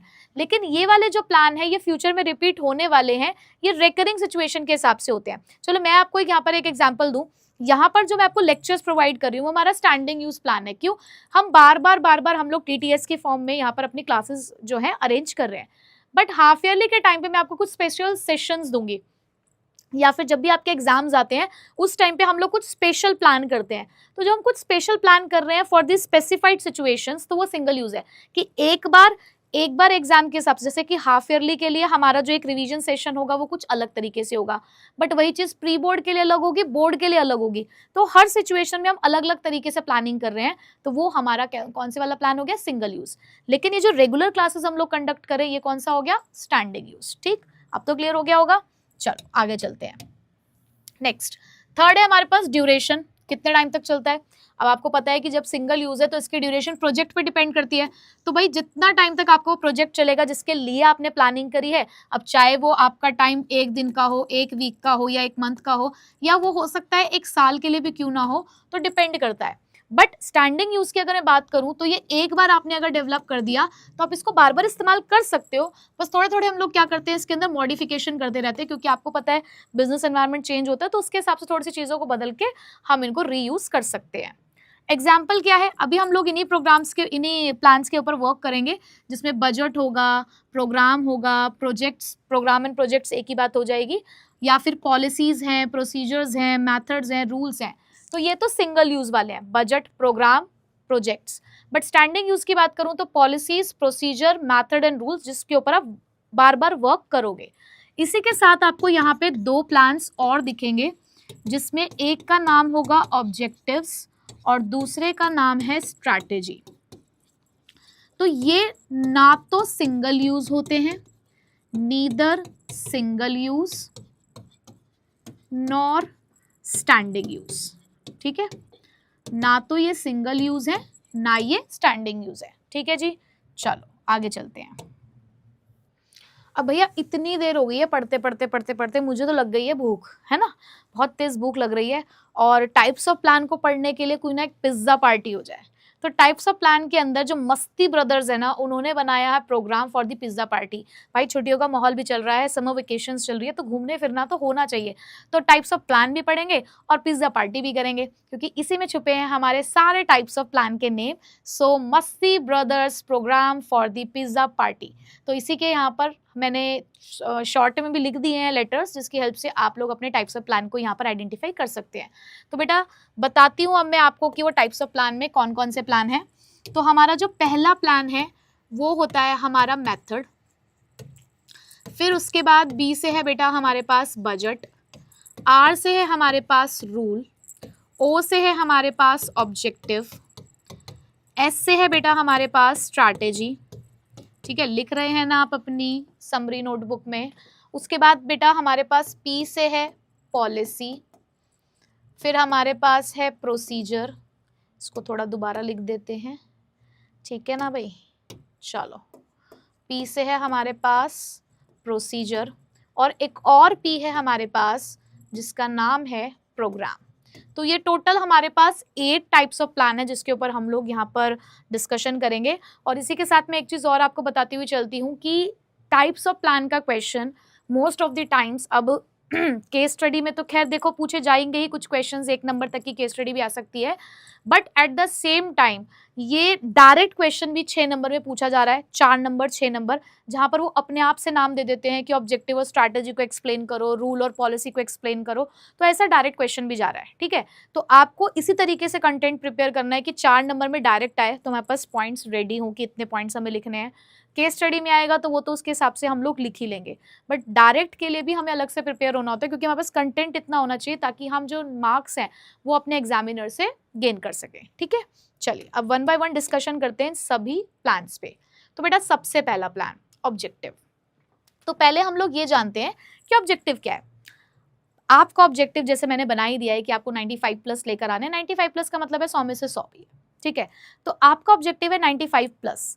तो ये ऑब्जेक्टिव आपको क्या बता रहा है कि आज आप कहाँ पर हैं और कल को आपको कहाँ तक पहुंचना है ना, वो एंड रिजल्ट, अल्टीमेट आपका डेस्टिनेशन क्या है। बोर्ड एग्जाम का रिजल्ट आया और उस दिन आपकी मार्कशीट में आपके जो भी उन्होंने मार्कशीट शो करी उसमें 95 प्लस मार्क्स दिख रहे हैं। तो ऑब्जेक्टिव्स को बोला जाता है these are the end. End का मतलब क्या है यहाँ पे बेटा, एंड का मतलब तो वही हो गया ना, डेस्टिनेशन पॉइंट। एंड का मतलब क्या है कि जो आपका डेस्टिनेशन है, जहां तक आप पहुंचना चाहते हो, ये वो डेस्टिनेशन पॉइंट है जहां तक आप पहुंचना चाहते हो, आपका आखिरी रास्ता। जैसे कि हम लोग ट्रैवल करते हैं ना, मेट्रो वगैरह से भी हम लोग ट्रैवल करते हैं, या आप लोग अपनी कार से भी ट्रैवल कर रहे हो, तो आप जब गूगल मैप का इस्तेमाल करो तो वहाँ पर लिख रहे हो ना डेस्टिनेशन, कि अभी यहाँ खड़े हो और अब वहां तक पहुंचना है। तो ऑब्जेक्टिव्स को भी यही बोला कि आज 1000 यूनिट बनाते हैं, कल को 10,000 तक यूनिट भी बनानी है, ये हमारा ऑब्जेक्टिव है। तो objectives are defined as the destination point, or you can say the ends which the management seeks to achieve by its operation, जिसको हर एक मैनेजमेंट बेटा कोशिश करेगा कि वो टाइम टू टाइम वर्क करेंगे और इन ऑब्जेक्टिव्स को हासिल करने की कोशिश करेंगे। जैसे कि एक ऑर्गेनाइजेशन ने ऑब्जेक्टिव रख दिया कि भाई मुझे तो अपनी सेल 10% से बढ़ानी है, तो उसने बता दिया ना कि 10% से सेल बढ़ानी है, ये उसका एंड पॉइंट है। आज अगर वो 1000 यूनिट बेचता है तो 10% और बढ़ाएगा और कल को कितनी बेच देगा, हिसाब लगा लो तुम, 1100 यूनिट बेचेगा। तो ये उसका ऑब्जेक्टिव है। ठीक है, चलो उसके बाद they represent the end point of planning. ये तो हमने ऊपर ही पढ़ लिया, छोटे छोटे देखो पॉइंट्स है। They are set by the top management. कौन बनाता है प्लान, कौन बना के देगा हम लोगों को प्लान, भाई ये बड़े बड़े लोगों का काम है। हम छोटे मोटे लोग प्लान नहीं बना सकते। कौन बना रहा है, ये बड़े बड़े लोग बनाते हैं प्लान। कौन है वो बड़े बड़े लोग हमारे ऑर्गेनाइजेशन में, टॉप मैनेजमेंट। क्यों, क्योंकि फिर वो फोकस करते हैं ना ब्रॉड और जनरल इश्यूज के ऊपर, क्योंकि वो तो पूरा ऑर्गेनाइजेशन देख रहे हैं बैठ के, तो भाई उन्हें ही दे दो ये काम करने के लिए कि ठीक है आप बनाओ। अच्छा जी, चलो और बताओ ऑब्जेक्टिव के बारे में कुछ बातें। ये क्या बताता है, फ्यूचर बताता है, फ्यूचर स्टेट ऑफ अफेयर बताता है विच ऑर्गेनाइजेशन स्ट्राइव्स टू रियलाइज। अब मैडम बता दो ना, स्ट्राइव्स का मतलब होता है ट्राइज, कोशिश करते हैं, कि ये हमें फ्यूचर स्टेट ऑफ अफेयर्स बताते हैं, यानी कि आपको फ्यूचर में क्या काम करना है जिसको ऑर्गेनाइजेशन कोशिश करेगा कि वो रियलाइज, यानी कि रियलाइज का मतलब क्या है यहाँ पर, अचीव से, कि हम कोशिश करेंगे। हमने प्लान तो बना लिया है, ठीक है 10% से सेल को इंक्रीज करना है, 95 प्लस लेकर आने हैं, कोशिश हम लोग जरूर करेंगे। कल को ये मन में हमें दुख ना हो कि यार हमने कोशिश ही नहीं करी, कोशिश हम जरूर करेंगे, आगे जो होगा देखा जाएगा। तो यहाँ पर वो यही कर रहे हैं कि ऑब्जेक्टिव तुमने बेटा बना दिया है ना, अब देखेंगे कि अचीव हो पाता है या नहीं हो पाएगा, हम कोशिश पूरी करेंगे। ठीक, चलो आगे और बताओ मैडम कुछ बातें ऑब्जेक्टिव के बारे में। लो सुनो, भर भर के चीजें हैं बताने के लिए। तो ये गाइडेंस देता है आपकी ओवरऑल प्लानिंग को। टॉप लेवल ने तो अपना प्लान बना के छोड़ दिया ना, अब हम सब लोगों को क्या करना है, वो सब चीज़ों के प्लान भी तो बनाने होते हैं, तो ओवरऑल प्लानिंग को गाइडेंस मिलती है। Different departments and unit in the organisation में हैव देयर ऑन ऑब्जेक्टिव, और हर एक डिपार्टमेंट के अपने अपने ऑब्जेक्टिव्स होते हैं। ठीक है, so objective need to be express. तो ऑब्जेक्टिव्स को क्या करना होता है, एक्सप्रेस करना होता है स्पेसिफिक टर्म में। अब जैसे कि तुमने अपने पेरेंट्स से बोला कि मैं, मम्मी पापा सुन लो एक बात, आपका बेटा आपकी बेटी बहुत अच्छे नंबर लेकर आएगा, अच्छे नंबर मिलेंगे, आप चिंता मत करो, नंबर अच्छे ही मिलेंगे। ठीक है, अब अच्छे नंबर की डेफिनेशन क्या है ये बताओ। किसी के लिए अच्छे तो 35 भी है 80 में से, किसी के लिए 50 भी अच्छे हैं 35 में से, और कोई तो 80 में से 76 लाकर भी रो रहा होता है। तो बेटा अच्छे नंबर की क्या डेफिनेशन है, कैसे मेजर करूं मैं इस अच्छे और बुरे को, मुझे बताओ कितने आएंगे। आपके लिए अच्छा क्या है वो डिफाइन करो, कि 80 में से 75 अगर आते हैं, 80 में से 76 आते हैं, तो वो मेरे लिए अच्छे नंबर है। तो ऐसे मैंने ऑब्जेक्टिव को कह दिया है कि मुझे सेल्स बढ़ानी है, मुझे प्रॉफिट बढ़ाना है, कितने से बढ़ाना है।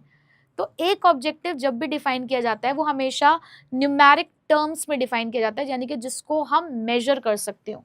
तो यही यहाँ पे पॉइंट लिखा हुआ है, एक इंपॉर्टेंट पॉइंट माना जाता है ये ऑब्जेक्टिव के अंदर, कि ऑब्जेक्टिव्स को हमेशा स्पेसिफिक टर्म्स में हमें बताना चाहिए। They should be measurable in quantitative terms, कि क्वांटिटी के फॉर्म में आप मेजर कर सकते हो। In the form of a written statement ये हो सकते हैं कि आपको क्या डिजायर्ड रिजल्ट है जो आप अचीव करना चाहते हो और कब तक अचीव करना चाहते हो। अच्छे नंबर आएंगे मम्मा, बिल्कुल आएंगे भाई, कब तक आएंगे, 1 साल लोगे, 2 साल लोगे, 3 साल लोगे, अच्छे नंबर आएंगे। तो एक गिवन टाइम पीरियड भी बताना है कि कब तक आएंगे, ठीक है। चलो अब जरा कंपनी का एग्जाम्पल सुन लो। जैसे कि जोमेटो ने एम किया कि उसे क्या करना है, उसको रिड्यूस करना है डिलीवरी टाइम, कि बहुत ज़्यादा डिलीवरी टाइम होता है ना तो फ्रस्ट्रेट हो जाता है इंसान। एक तो वो वैसे बेचारा भूख लग रही होती है उसको, घर बैठ के वो ऑर्डर कर रहा होता है क्योंकि उसको आलस आ रहा होता है कि बाहर तो जाना नहीं है, बाहर जाऊंगा टाइम वेस्ट होगा, इतने में तो घर ही आ जाएगा। तो उसको भूख लग रही है ना, तो तुम लोगों ने क्या किया, तुम लोगों ने रिड्यूस किया, जोमेटो वालों ने, कि टाइम रिड्यूस करेंगे 20 मिनट्स मेट्रो सिटी के अंदर। तो ये उनका गोल है, एंड गोल यही है कि डिलीवरी टाइम को कम करना है, ठीक है। चलो आगे चलें अगले प्लान की तरफ। चलो अब आता है स्ट्रैटेजी। स्ट्रैटेजी को मैं तो बोलती हूँ ये होती है रणनीति, है ना, षड्यंत्र, कि भाई ऑब्जेक्टिव सामने है, उस ऑब्जेक्टिव को अचीव करने के लिए अब कुछ रणनीतियां बनानी पड़ेंगी, कुछ षड्यंत्र रचने पड़ेंगे जिसकी हेल्प से वो ऑब्जेक्टिव पूरा हो जाए, ठीक है।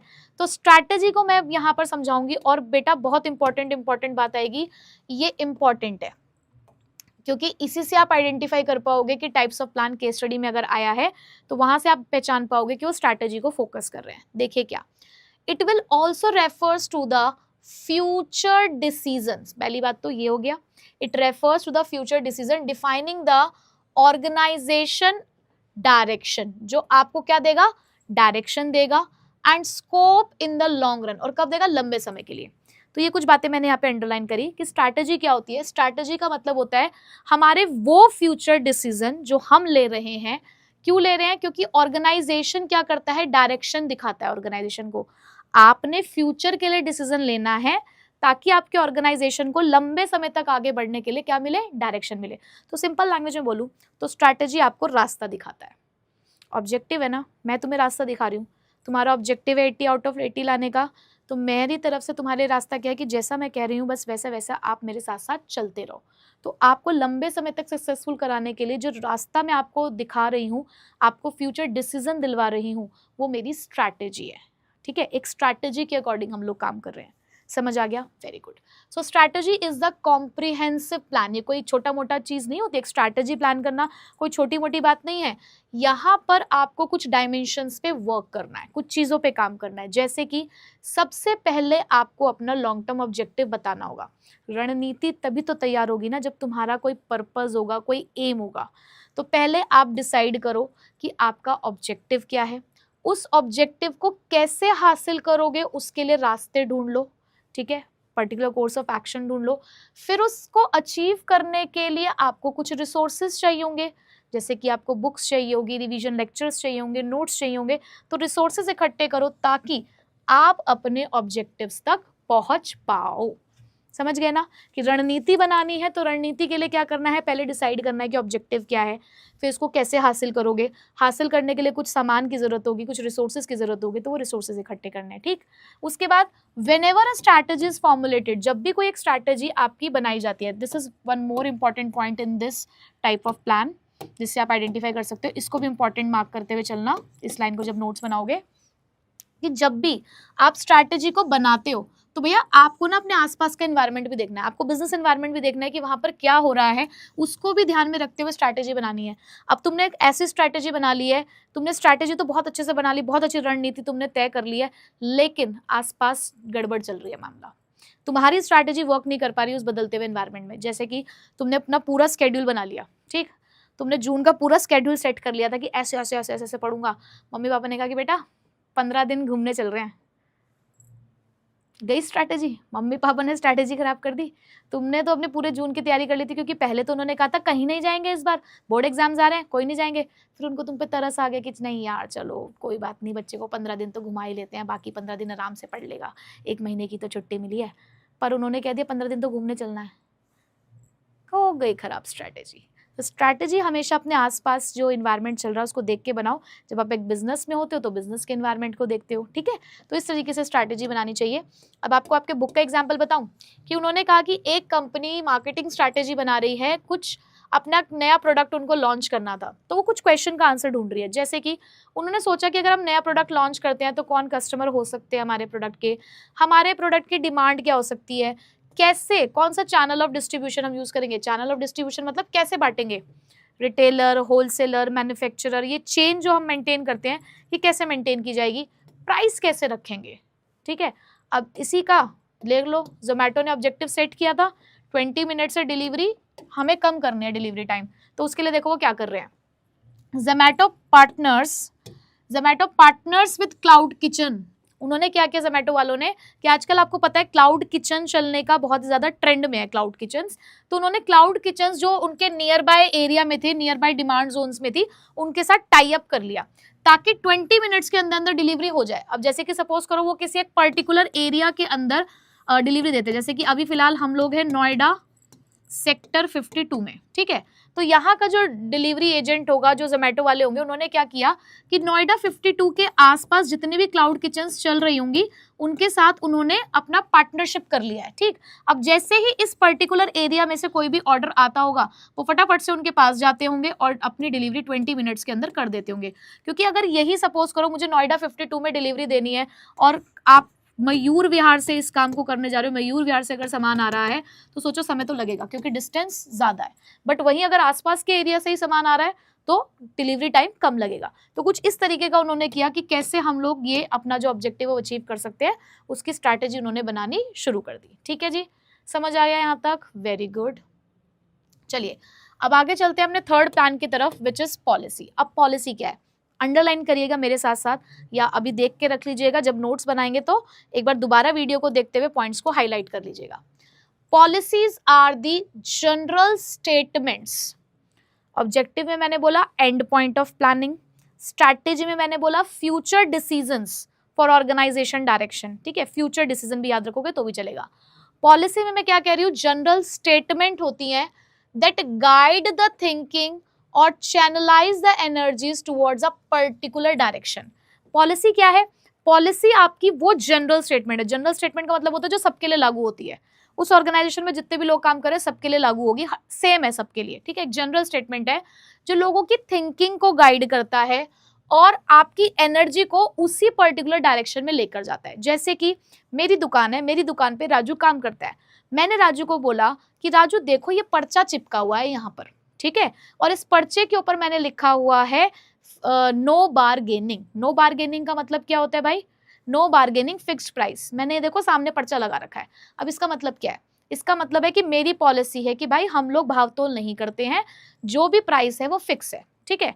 या मैंने लिख दिया कि सिर्फ कैश में ही डील करते हैं हम लोग, कोई क्रेडिट कार्ड से पैसा नहीं लेंगे हम, ऑनलाइन कुछ नहीं यूज करते हम लोग, कोई ऑनलाइन ऐप यूज नहीं करते हम, ऑनलाइन कैश हम लेते ही नहीं है, सिर्फ हम जो हार्ड कैश होता है ना, hard cash in hand cash, हाथ की लक्ष्मी, हम लोगों को सिर्फ वही चाहिए। और आज नगद कल उधार वाली पॉलिसी तो हमारी है ही, लिखा होता है ना कहीं पे बहुत बार सारी दुकानों के आगे आज नगद कल उधार। तो ये क्या है, ये मैंने राजू को समझा दिया कि राजू देख ये ऐसे काम करते हैं, चाहे मैं हूँ, मैं जिस टाइम पे सेल कर रही हूँ तो भी यही चलेगा, तू जिस टाइम पे यहाँ पर मेरी एब्सेंस में सामान बेचेगा तो भी यही चलेगा। तो दिस इज आवर पॉलिसी, और पॉलिसी हर किसी के लिए क्या है, सेम है। जैसे कि मुझे अगर कल को अपने यहाँ पे कोई भी एम्प्लॉय रखना है तो मैंने तो ये बोला कि भैया देखो हमारी पॉलिसी है हम 12वीं पास ही रखते हैं, 12वीं पास से ऊपर लोग ही रखते हैं हम अपने यहाँ पे। कोई भी अगर हमें काम करना है, हमें अपने यहाँ पे अगर सिक्योरिटी गार्ड भी रखना है तो 12वीं पास होना चाहिए, 12th पास होना चाहिए, चाहिए नौकरी 12th पास कर लो एटलीस्ट, है ना। तो 12th पास हमारी पॉलिसी है कि ऐसा कोई भी व्यक्ति हमारे यहाँ पे काम नहीं करता जिसकी एजुकेशन 12th पास से कम हो, ये हमारी पॉलिसी है। तो पॉलिसी आपकी वो जनरल स्टेटमेंट है जो आपकी एनर्जी को फिर उसी पर्टिकुलर डायरेक्शन में लेकर जा रही है, ठीक है। So they guides the managerial action and decision in the implementation of strategy, क्योंकि आपने एक स्ट्रैटेजी बनाई है, आपको स्ट्रैटेजी के अकॉर्डिंग काम करना है, तो यहाँ पर ये आपको क्या देंगे, सिर्फ गाइडेंस देंगे। Now there are policies for all the levels and all the department, सबके लिए पॉलिसी होती है, हर लेवल हर डिपार्टमेंट के लिए यहाँ पर हमारे पास पॉलिसी है, ranging from major policies to minor policies, यानी कि बड़ी से लेकर छोटी तक की यहाँ पर पॉलिसीज हमारे पास बनाई है। बड़ी पॉलिसी भी है, छोटी पॉलिसीज भी है, ठीक है जी। चलो अब ये पॉलिसीज कैसी कैसी होती हैं वो देख लो। So major policies are for all to know, जितने भी लोग आपकी कंपनी से जुड़े होंगे, चाहे वो आपके कस्टमर हैं, क्लाइंट हैं, कंपिटिटर्स हैं, वो पॉलिसी सबके लिए है। Whereas the minor policies are applicable to the insiders, लेकिन जो माइनर पॉलिसीज होंगी वो सिर्फ उन्हीं लोगों के लिए जो हमारे ऑर्गेनाइजेशन के अंदर रहते हैं, उनके अंदर रहकर काम करते हैं। तो मेजर पॉलिसी सबके लिए, बाहर वालों के लिए भी है, बट माइनर पॉलिसी सिर्फ घर वालों के लिए है, अंदर रहने वाले लोगों के लिए है। उसके बाद नेक्स्ट बहुत ही इंपॉर्टेंट पॉइंट, इसको भी आप हाईलाइट करेंगे अलग से जब नोट्स बनाएंगे। Policies defined the broad parameters. अब ब्रॉड पैरामीटर का मतलब क्या है, मैं इस ब्रॉड पैरामीटर को ऐसे डिफाइन करती हूँ कि ये एक तरीके की लक्ष्मण रेखा है, ठीक है। ये एक हमने यहाँ पर आपके सामने बाउंड्री सेट कर दी है कि इस बाउंड्री को क्रॉस नहीं करना। मैंने बोल दिया है ना कि सिर्फ फिक्स्ड प्राइस है, फिक्स्ड प्राइस है, सिर्फ कैश में डील करेंगे, तो ये बाउंड्री सेट कर दिया, इसके बाहर नहीं निकल सकते आप, ठीक। दूसरी बात, जैसे मैंने अभी आपको एग्जांपल दिया कि हमारे यहाँ पे सिर्फ 12th पास लोग ही काम करेंगे, 12th पास या उससे higher depending upon the nature of job. ऐसा नहीं है कि सिर्फ 12th पास वाले सारे काम करें, ग्रेजुएट भी होंगे, पोस्ट ग्रेजुएट भी होंगे, MBA क्वालिफाइड भी हो सकते हैं, ठीक है, बट 12th पास ही रखेंगे, ये हमारी पॉलिसी है। तो ये मेरा ब्रॉड पैरामीटर है जिसके अंदर रहकर मुझको काम करना है, इसको मुझे पार नहीं करना, ठीक है जी। सो देखो, सो These define the broad parameter within which a manager में function, जिसके अंदर, जिसके दायरे में रहकर। तो आप ये कह सकते हो कि मैनेजर्स का दायरा है, उनकी लिमिट्स है। ये देखो, ये क्या है, ये हमारे मैनेजर्स की लिमिट हो गई कि भाई देखो मैनेजर, तुम सोचो तुम अपने हिसाब से काम कर लो, तो ऐसा नहीं हो सकता, हमने तुम्हारी लिमिटेशन सेट कर दी है, इससे बाहर रहकर काम नहीं करोगे, बाहर रहकर काम किया तो फिर तुम ही बाहर हो जाओगे, ठीक है। तो हर मैनेजर अपने इस ब्रॉड पैरामीटर में रहकर काम करता है। मैनेजर में यूजेस और discretion to interpret and apply a policy, हाँ थोड़ी बहुत हम लोग यहाँ पर अलाउड करते हैं कि आप अपने तरीके से उसको अप्लाई जरूर कर सकते हो, लेकिन हमने आपको दायरा बता दिया है। अब जैसे कि देखो जोमैटो ने क्या करा है, जोमैटो ने अपनी पॉलिसी रखी है no question asked refund policy for delayed order, यानी कि अगर कभी हमसे ऑर्डर डिले हो गया, हमने कहा हम 20 मिनट्स में डिलीवरी देंगे, अगर 21 मिनट 22 मिनट 25 मिनट हो गए तो हम आपसे कोई क्वेश्चन नहीं पूछेंगे, हम तुरंत आपको आपका पैसा वापस कर देंगे। सो उन्होंने गाइडलाइन जारी करी डिसीजन मेकिंग की कि ऐसी सिचुएशन अगर आती है तो क्या किया जा सकता है, ऐसी सिचुएशन हो सकता है बार बार आएगी, तो क्या करते हैं, पैसा वापस करते हैं, ठीक है, कि जब भी डिले होगी डिलीवरी पैसा वापस होगा। ये बार बार हम कर रहे हैं, अब बार बार कर रहे हैं। देखो ऑब्जेक्टिव स्ट्रैटेजी में आपको टाइम पीरियड का कुछ समझ नहीं आ रहा है, हर बार हर तरीके से आप लोग उस काम को कर रहे हो, कभी कभी सेम ऑब्जेक्टिव भी हम लोग इस्तेमाल करते हैं। भाई देखो ऑब्जेक्टिव सेम भी हो सकता है हर साल का, कि इस साल अचीव नहीं हुआ, चलो दूसरे साल हमने फिर से वही ऑब्जेक्टिव अचीव करने की कोशिश करी, ठीक है, बट कई बार ऐसे हुआ कि इस साल ऑब्जेक्टिव बनाया था पूरा हो गया, अगले साल के लिए नया ऑब्जेक्टिव बन रहा है। स्ट्रैटेजी भी ऐसी है, हो सकता है सेम स्ट्रैटेजी हम हर प्रोडक्ट के लिए यूज कर रहे हो, या हर प्रोडक्ट के लिए अलग अलग स्ट्रैटेजी इस्तेमाल करनी पड़ रही हो। तो इसीलिए ऑब्जेक्टिव और स्ट्रैटेजी को किसी कैटेगरी में नहीं रखा गया, ना सिंगल यूज या स्टैंडिंग यूज। बट यहाँ आप देखो उन्होंने एक बात बोली कि जब जब डिले होगा ऑर्डर, जब जब ये वाली सिचुएशन आएगी तब तब पैसा वापस करना है। तो ये रेकरिंग सिचुएशन है, तो इसीलिए किसके अंडर आता है, स्टैंडिंग यूज में, ठीक है। चलो अगले पे चलते हैं। अगला है हमारे पास प्रोसीजर। अब प्रोसीजर क्या होता है, प्रोसीजर किसी भी काम को करने के कुछ स्टेप, जैसे कि मैंने कहा कि अगर आपको कंपनी में अप्लाई करना है, कोई कंपनी कहती है कि अगर आपको यहाँ पे हमारे पास अप्लाई करना है तो हमारा एक प्रोसीजर है कि पहले आपको एक एप्लीकेशन फॉर्म भरना पड़ेगा, उसके बाद आपको उस फॉर्म को जमा कराना पड़ेगा, 50 रुपये आपको देने पड़ेंगे, उसके बाद हमारा इंटरव्यू सेशन होगा, इंटरव्यू का आपको क्लियर करना होगा, एक आपका रिटन टेस्ट होगा। तो मतलब स्टेप बाय स्टेप उन्होंने आपको बताया कि कंपनी को ज्वाइन करने का एक तरीका है कि पहले आप फॉर्म फिल करोगे, हम आपका रिज्यूम देखेंगे, रिज्यूम के बाद आपका एक रिटन टेस्ट लेंगे, रिटन टेस्ट के बाद आपका एक इंटरव्यू होगा, इंटरव्यू के बाद आपका रेफरेंस चेक करेंगे, आपका मेडिकल एग्जामिनेशन लेंगे। मतलब ये जितने भी काम वो लोग कर रहे हैं वो सीक्वेंस के हिसाब से कर रहे हैं ना, तो जब भी सीक्वेंस में आप किसी भी चीज को परफॉर्म करते हो तो वो होता है आपका प्रोसीजर, ठीक है बेटा, समझ आया। चलो एक बार देख ले। सो प्रोसीजर आर दी, अब इसमें क्या अंडरलाइन करेंगे, procedure are the routine steps, यहां से आप पहचानेंगे इसको। प्रोसीजर्स क्या होते हैं, आपके रूटीन स्टेप्स होते हैं on how to carry out the activities, की कैसे करना है काम को, ये रूटीन स्टेप्स हैं। ये क्रोनोलॉजिकल स्टेप्स भी होते हैं, क्रोनोलॉजिकल ऑर्डर मतलब sequence wise. They detail the, अब इसको भी अंडरलाइन करेंगे, they detail the exact manner in which any work is to be perform, ये आपको एग्जैक्ट मैनर बताता है किसी भी काम को करने का। दे डिटेल द एग्जैक्ट मैनर, पूरे तरीके से आपको बताएगा कि कौन कौन से स्टेप्स है जिसको परफॉर्म करके आप ये काम कर सकते हैं। जैसे कि आप कल को CUET का फॉर्म भरेंगे तो NTA वाले आपको बताएंगे ना कि देखो बेटा ये प्रोसीजर है आपका फॉर्म फिल करने का, ये प्रोसीजर है अप्लाई करने का, ठीक है। They specified in the chronological order, यानी कि वही सीक्वेंस में होते हैं। They are generally meant for the insiders to follow, लेकिन ये सिर्फ इनसाइडर्स के लिए हम लोग बनाते हैं। अब आता है एक और इम्पॉर्टेंट पॉइंट, एक रिश्ता होता है पॉलिसी और प्रोसीजर के बीच में, ठीक है। सो पॉलिसीज और प्रोसीजर जो है आपस में इंटरलिंक्ड है। कैसे इंटरलिंक्ड है, मैंने अपने मैनेजर को एक दायरा दिया था कि बेटा ये दायरा है, इस दायरे में रहकर ही तुमको काम करना है, और इस दायरे में रहते ही तुमको एक प्रोसीजर भी फॉलो करना है। यानी कि हमने तुमको एक लिमिटेशन सेट कर दिया तुम्हारे लिए, उस लिमिटेशन में रहते रहते तुमको स्टेप्स भी परफॉर्म करने हैं। तो ये इनके बीच का रिलेशनशिप है कि प्रोसीजर वो स्टेप्स हैं जो within the broad policy framework, कि आपने जो हमें वो पूरा एक दायरा बताया था, जो लिमिट सेट करी थी, उस लिमिट्स में काम करते हुए हम ये स्टेप्स को फॉलो करेंगे। ठीक है, समझ आ गया? चलो अब एग्जाम्पल ले लो जरा, फिर से वही उनका वो क्या कहते हैं, वो कहते हैं जोमैटोस की स्टेप बाय स्टेप प्रोसेस है। किस चीज की स्टेप बाय स्टेप प्रोसेस है? To handle the delayed order, कि भाई अगर ऑर्डर डिले हो जाता है तो स्टेप बाय स्टेप ये क्या देखते हैं, सबसे पहले उनको कंप्लेन रिसीव होती है, उसके बाद वो वेरीफाई करते हैं खुद से टाइम, ऐसे थोड़ी कोई कुछ भी कहेगा मान लेंगे, पहले कंप्लेन रिसीव हुई, वेरीफाई किया टाइम, फिर अप्रूव कर दिया उन्होंने रिफंड, स्टेप बाय स्टेप काम किया। So it defines the exact sequence of action, कि ऐसे काम होगा। ठीक है जी, समझ आ गया? Very good. आगे चलते हैं हम लोग अब मैथड की तरफ। अब मैथड क्या होता है? मैथड प्रोवाइड्स, अब यहां पर भी अंडरलाइन करते हुए चलना है, रुकना कहीं नहीं है।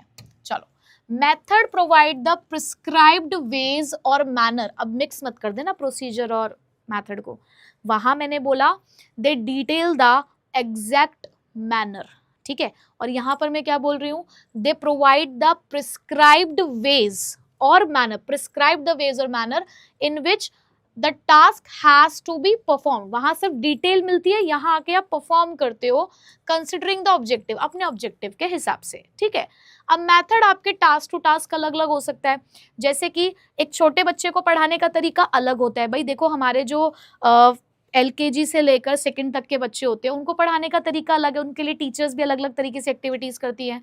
जब वही बच्चा 3rd to 5th में आता है तो देखो फिर उसके हिसाब से अलग करिकुलम डिजाइन हो जाता है, भाई सिलेबस भी तो चेंज होता है ना। अब आप देखो, आप बचपन से आज यहाँ पर पढ़ते हुए आए हो, तो हर बार क्या आप सेम चीज पढ़ रहे हो? नहीं, जैसे जैसे आपका स्किल्स इंक्रीज हो रहा है, नॉलेज इंक्रीज हो रही है, आपका मेंटल लेवल इंक्रीज हो रहा है, वैसे वैसे आपका करिकुलम भी चेंज हो रहा है, टीचर्स भी चेंज हो रही है, उनके पढ़ाने का तरीका भी चेंज हो रहा है, क्योंकि हर किसी के साथ हम लोग अपना अलग अलग मैथड यूज करते हैं, क्योंकि वो डिपेंड करता है हमारे किस चीज के ऊपर, वर्क के ऊपर।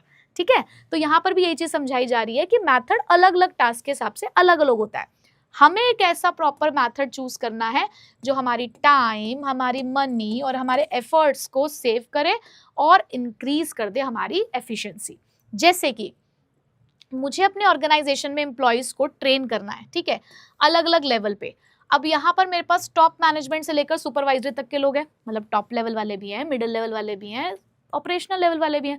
अब सबके लिए सेम मेथड थोड़ी यूज होगा, अलग अलग मेथड यूज होगा। जैसे कि टॉप लेवल को अगर मुझे समझाना है तो मैं उसे ये तो कहूँगी, आओ मेरे साथ पहले काम करना सीखो, on the job method use करेंगे, मैं काम कर रही हूँ मेरे साथ काम सीखते जाओ। नहीं यार, ऐसा थोड़ी ना, टॉप लेवल वाला है, उसके लिए सेमिनार ऑर्गेनाइज करेंगे, वर्कशॉप्स ऑर्गेनाइज करेंगे, मतलब टॉप और मिडिल के लिए। जो लोअर लेवल पे काम करता होगा उसको ऑन द जॉब से समझाएंगे, उनके लिए हम कहेंगे कि देखो काम करते करते काम को सीखो।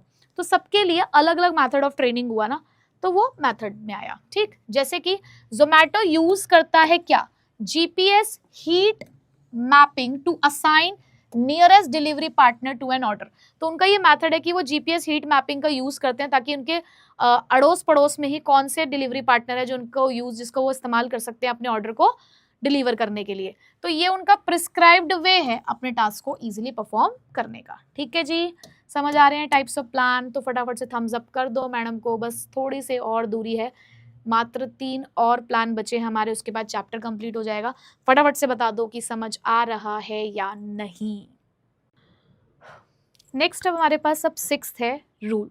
रूल सबसे सिंपल और एक ऐसा प्लान है जिसको आइडेंटिफाई करना भी इजी है।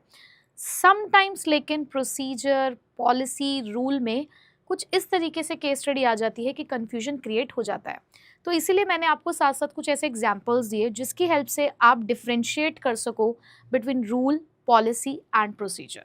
ठीक है बेटा? अच्छा, अब रूल क्या होता है बेटा? जैसे कि आपके स्कूल के रूल है कि टाइम से आना है, अब टाइम से नहीं आते हो तो मैम कई बार डांटती है, कुछ पनिशमेंट भी दे सकती है ना। हर कंपनी के अपने अपने कुछ रूल्स होते हैं जिसको सभी को फॉलो करना होता है। तो रूल को पहचानना तो वैसे आसान होता है और रूल को डिफाइन करना भी उतना ही आसान है।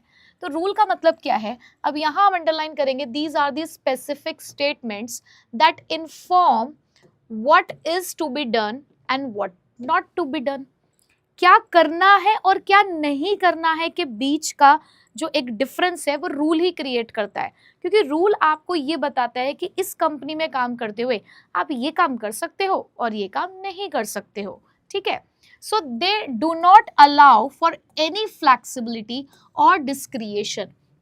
ये आपको किसी भी तरीके की फ्लैक्सिबिलिटी नहीं देते कि भाई माई लाइफ माई रूल्स, तो बेटा वो रूल्स फिर अपनी ज़िंदगी में ही अपनाइए, हमारे यहाँ ऑर्गेनाइजेशन में नहीं अपना पाएंगे आप, है ना। तो यहाँ पर आपको एक किसी भी तरीके की फ्लैक्सिबिलिटी नहीं देते। फ्लैक्सिबिलिटी देने का मतलब क्या है कि आप चेंज नहीं कर सकते रूल को अपने हिसाब से, कि जब मन चाहा आप जैसे मन चाहा काम कर लेंगे, ये नहीं अलाउड है। डिस्क्रिएशन मतलब अपनी मन मर्जी, अपनी मन मर्जी यहाँ पर आप नहीं चला सकते। तो रूल आपको किसी भी तरीके का ऐसा काम करना अलाउड नहीं करता कि आप या तो चेंज कर रहे हो रूल को, ये अलाउड नहीं है, अपने हिसाब से उसको मॉडिफाई कर रहे हो, या अपनी मन मर्जी के हिसाब से यहाँ पर काम आप नहीं कर सकते, ठीक है। It reflects the manager decision that a certain action must और मस्ट नॉट बी टेकन, कि ये एक्शन आप कर सकते हो या नहीं कर सकते हो, ये आपको रूल बताएगा। They are usually the simplest type of plan, बिल्कुल सिंपल होता है, because there is no compromise, क्योंकि यहाँ पे कोई कॉम्प्रोमाइज ही नहीं है। और the change unless a policy decision is taken, जब तक कि ऑर्गेनाइजेशन में पॉलिसी चेंज नहीं हो जाती तब तक आप इसे भी चेंज नहीं कर सकते और अपने हिसाब से इसको नहीं चला सकते।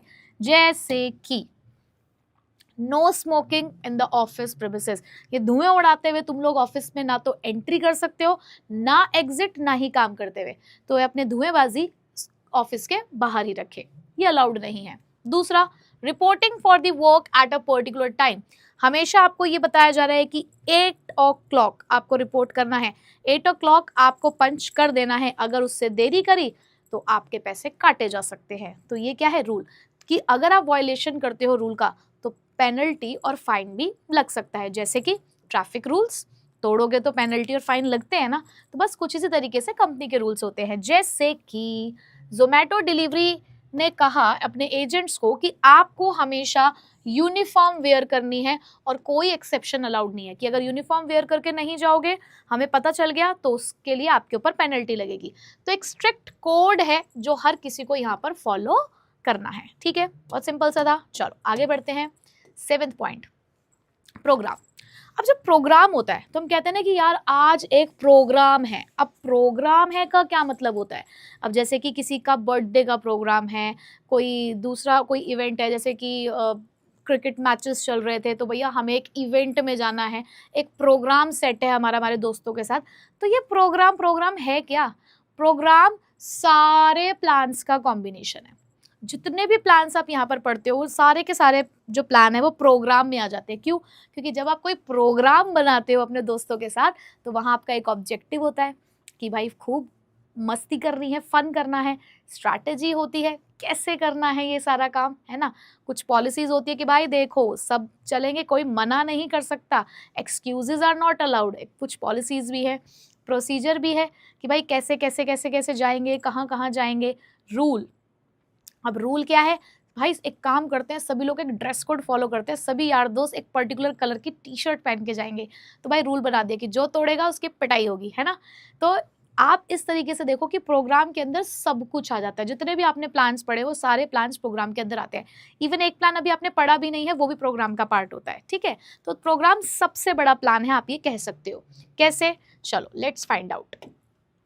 Programme are the detailed statements about the project which outlines the objective, policies, procedure, rules, task, human and the physical resources and the budget to implement any course of action. Programs क्या है, वो आपकी detail statement है आपके project के बारे में, जिसके अंदर आपने ऑब्जेक्टिव भी लिखे होंगे, स्ट्रैटेजीज भी लिखी होंगी, पॉलिसीज भी होंगे, प्रोसीजर भी होंगे, ह्यूमन और फिजिकल रिसोर्सेज के बारे में बातें भी होंगी, आपका एक बजट भी होगा क्योंकि आपको एक कोर्स ऑफ एक्शन को इम्प्लीमेंट करना है, ठीक है। द माइन्यूटेस्ट डिटेल, अब इसको भी हम लोग यहाँ पर देखते हुए चलेंगे। The minutest details are worked out, यानी कि जब आप एक प्रोग्राम बनाते हो, एक स्टेटमेंट बनाते हो, तो उसके अंदर आप छोटी से छोटी चीज़ों को भी यहाँ पर लिख कर रखते हो। द प्रोसीजर, जैसे कि प्रोसीजर क्या है, रूल क्या है, बजट क्या है, कौन सी पॉलिसी फ्रेमवर्क के अंदर रहकर आप ये काम करोगे, तो वो छोटी से छोटी बारीकी की चीज़ों पर भी यहाँ पर नज़र रखी जाती है। क्यों, क्योंकि इसके अंदर सब कुछ है ना।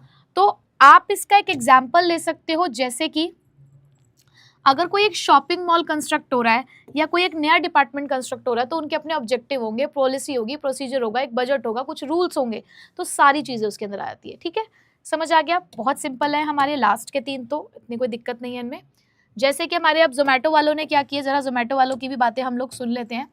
जोमेटो ने लॉन्च किया टर्बो डिलीवरी प्रोग्राम। ठीक है, उन्होंने क्या लॉन्च किया है? Turbo delivery programme, combining delivery training, kitchen setup and ad campaign. तो उन्होंने देखो एक प्रोग्राम सेट किया और उस प्रोग्राम के अंदर ये सारी चीजें आ रही हैं, डिलीवरी की ट्रेनिंग दी जा रही है, किचन सेटअप देख रहे हैं, एड कैंपेन चला रहे हैं। तो ये कॉम्प्रिहेंसिव प्लान है। कॉम्प्रिहेंसिव का मतलब होता है जिसके अंदर सब कुछ आ जाता है विद वेरियस एक्टिविटीज, जिसके अंदर आप सिर्फ एक एक्टिविटी नहीं, नंबर ऑफ एक्टिविटीज परफॉर्म करते हो। तो इसलिए प्रोग्राम क्या है? एक बड़ा वाला प्लान। ठीक है, चलो अब चलते हैं लास्ट प्लान की तरफ, विच इज बजट। भाई ऑब्जेक्टिव सेट कर रहे हो, स्ट्रैटेजी बना रहे हो, पॉलिसी, प्रोसीजर, रूल वगैरह सब चल रहा है, पैसों की बात तो हुई नहीं अब तक। पैसा, बजट। तो जब भी हम बजट की बात करते हैं तो बजट से हमेशा हमारे माइंड में पैसा आता है। ठीक है, सही बात भी है, लेकिन बजट का मतलब होता है, आप कह सकते हो, या ये भी एक तरीके से आपको बताती है आपकी लिमिटेशंस, मतलब लिमिटेशन इन टर्म्स ऑफ कि आपने अपना बजट सेट किया। हम कहते हैं ना कि हमने अपना बजट किया, हमारे इस फंक्शन का ये बजट है, तो वो आपको एक लाइन दिखा रहा है कि भैया देखो इसको क्रॉस नहीं करना है, यहाँ तक आप पहुँच सकते हो, यहाँ तक पहुँचना इज अलाउड अगर ये कैश बजट है तो। अब जैसे कि बजट जो है, हम कहते हैं हमारा बहुत अच्छा बजट है। अब बहुत अच्छा बजट की भी देखो, मुझे बताओ क्या डेफिनेशन है। 10,000 का बजट भी किसी के लिए बहुत अच्छा है, किसी के लिए 1 लाख का प्रोजेक्ट भी, 1 लाख का बजट भी बहुत अच्छा है, किसी के लिए 10 लाख का बजट भी कम है। तो बजट को भी हमें यहाँ पर न्यूमेरिकल टर्म्स में एक्सप्रेस करना होता है। ठीक है, तो देखो जरा बजट क्या है, थोड़ा सा डिटेल में हम लोग बजट को समझते हैं। That what is budget? Budget is a statement of expected result. Budget आपको ये बताता है कि एक्सपेक्टेड रिजल्ट हमारा क्या है, यहां तक आपको पहुंचना है, एक्सप्रेस्ड इन न्यूमेरिकल टर्म्स, जिसको आप न्यूमेरिकल टर्म्स में एक्सप्रेस करते हो। क्या है ये? एक्सपेक्टेड रिजल्ट की स्टेटमेंट है जिसको आप क्या करते हो? न्यूमेरिकल टर्म्स में एक्सप्रेस करते हो। विच क्वांटिफाइज, क्वांटिफाइज मतलब जो क्वांटिटी की टर्म में आपको बताता है फ्यूचर फैक्ट्स एंड फिगर्स, यानी कि फ्यूचर फैक्ट्स और फिगर्स के बारे में। जैसे कि किसी कंपनी का अपना एक सेल्स बजट है जो फोरकास्ट करता है, फोरकास्ट मतलब अनुमान लगा रहे हैं, अभी हुआ नहीं है, हम पहले ही बजट बनाते हैं कि 1 महीने में इस पर्टिकुलर एरिया में हमारी इतनी सेल हो जाएगी। तो ये हमारा सेल फोरकास्ट है, इसके बेसिस पे हमने अपना सेल बजट बनाया है। तो सेल्स बजट में forecast the sale of different products, कि हम अलग अलग प्रोडक्ट्स में डील करते हैं और हर एक एरिया में एक पर्टिकुलर मंथ में हम कितनी सेल कर पाएंगे, उसके लिए हम लोग क्या बनाते हैं? अपना सेल्स बजट। ठीक है, तो बजट हमेशा एक स्पेसिफाइड पीरियड ऑफ टाइम के लिए भी होता है। जैसे कि हम अपना बजट बना रहे हैं कि अपने किसी फंक्शन को ऑर्गेनाइज करने के लिए, तो जब तक वो फंक्शन चल रहा है तब तक का हमारा बजट है। हम हर साल अपने पूरी कंट्री का एक बजट बनाते हैं। ठीक है, तो वो हर साल बनाया जाता है, तो उसका टाइम पीरियड क्या हो गया? 1 ईयर। तो बजट हमेशा आपका एक स्पेसिफाइड टाइम पीरियड के लिए होता है और न्यूमेरिकल टर्म्स में होता है, जो ये बताता है कि हम कहाँ तक पहुंचना चाहते हैं, हमारा एक्सपेक्टेड रिजल्ट क्या है, जिसको हमने न्यूमेरिकल टर्म्स में एक्सप्रेस किया है। ठीक है, since budget represent all the items in number, क्योंकि ये सारी चीजों को नंबर में बता रहा है, तो आप कंपेयर कर सकते हो कि यार पिछले साल बजट ये था, पिछले साल सेल्स बजट इतनी यूनिट्स का था, इस साल सेल्स बजट इतनी यूनिट का है। तो एक कंपैरिजन कर सकते हो। क्यों? क्योंकि आपके सामने एक्चुअल फिगर्स भी हैं और एक्सपेक्टेड फिगर्स भी हैं, तो इनको आपस में आप देखते हुए करेक्टेड एक्शंस, यानी कि अगर कोई दिक्कत रह गई है तो साथ साथ करेक्टिव एक्शंस ले लिए जाते हैं और इमीडिएटली वो जो प्रॉब्लम है वो भी सॉल्व हो जाती है। ठीक है, अब एक बात अराइज होती है बजट से रिलेटेड जो आपको यहाँ पे ध्यान रखनी है कि बजट को बोला जाता है कि बजट ना एक कंट्रोल डिवाइस है। कंट्रोल डिवाइस, जैसे मैंने कहा जी मेरा बजट 500 रुपये का है, मेरी जेब में से 500 रुपये है, तो वो मेरा बजट है। ठीक है, या मैं कहूँ कि मेरे पास 500 रुपये आने हैं, 400 रुपये जाने हैं, तो फिर भी मेरे जेब में कितने पैसे बचेंगे? 100 रुपये। तो मुझे ये पता चल रहा है ना कि क्योंकि मेरे को पता है कि मेरी जेब में आने ही 500 रुपये हैं, तो उसने मुझे ये बता दिया कि मुझे किस तरीके से अपने खर्चों को कंट्रोल करके चलना है कि 500 से ज़्यादा पैसा मैं नहीं खर्च कर सकती हूँ, क्योंकि मैंने अपनी एक लिमिट सेट कर दी है 500 की। कम खर्च कर सकते हैं लेकिन ज़्यादा नहीं खर्च करूँगी, तो ये मुझे कंट्रोल रखेगा। जैसे ही मुझे लगेगा कि यार अब 300 रुपये बचे हैं, अब 400 रुपये बचे हैं, तो मुझे अब रुक जाना है। क्यों? क्योंकि अब कुछ ही पैसा हाथों में है। जब सीधे 500 रुपये जेब में थे तब तो खुला खर्च एकदम से करना शुरू किया, शुरुआत में जाते 200 रुपये का सामान खरीद लिया, लेकिन जब वो पैसे कम दिखने शुरू हुए तो कहीं ना कहीं मैंने अपने उन खर्चों को कंट्रोल कर लिया, ठीक है। सो इसलिए बोला गया कि बजट एक कंट्रोल डिवाइस है from which the deviations can be taken care of, जिससे आप क्या कर सकते हो, डेविएशंस को आप, डेविएशंस मतलब मैंने क्या बताया था बेटा, एक बार पहले ही बताया, डेविएशंस मतलब होता है डिफरेंस, कि फिर आप डिफरेंसेस का ध्यान रख सकते हो। जैसे मैंने कहा ना 500 रुपए जेब में है, खर्चा जब कर रहे हैं पैसे कम हो रहे हैं, तो इससे आपको पता चलेगा कि अब आप कहाँ कितना डिफरेंस रह गया है उस बजट को कंप्लीट करने तक, ठीक है। उसके बाद ये बजट प्लानिंग में आता क्यों है? बजट प्लानिंग में इसलिए आता है क्योंकि इसके अंदर फोरकास्टिंग है। आप आज जो बजट सेट कर रहे हो वो फ्यूचर के लिए कर रहे हो ना, कि एक महीने में 500 रुपए खर्च हो जाएंगे। आप जो काम आज कर रहे हो वो फ्यूचर के लिए तो कर रहे हो। तो इसीलिए बोला गया कि क्योंकि बजट के अंदर फोरकास्टिंग होती है, अनुमान लगाया जाता है फ्यूचर के लिए, तो इसीलिए प्लानिंग के अंदर आता है, ठीक। एग्जाम्पल ले लो, जोमैटो एलोकेट करता है 10 करोड़ रुपए मार्केटिंग के लिए, क्योंकि उसे 20 मिनट डिलीवरी कैंपेन अपना सक्सेसफुल रन करना है, जो उसने स्टार्टिंग में ऑब्जेक्टिव बनाया था।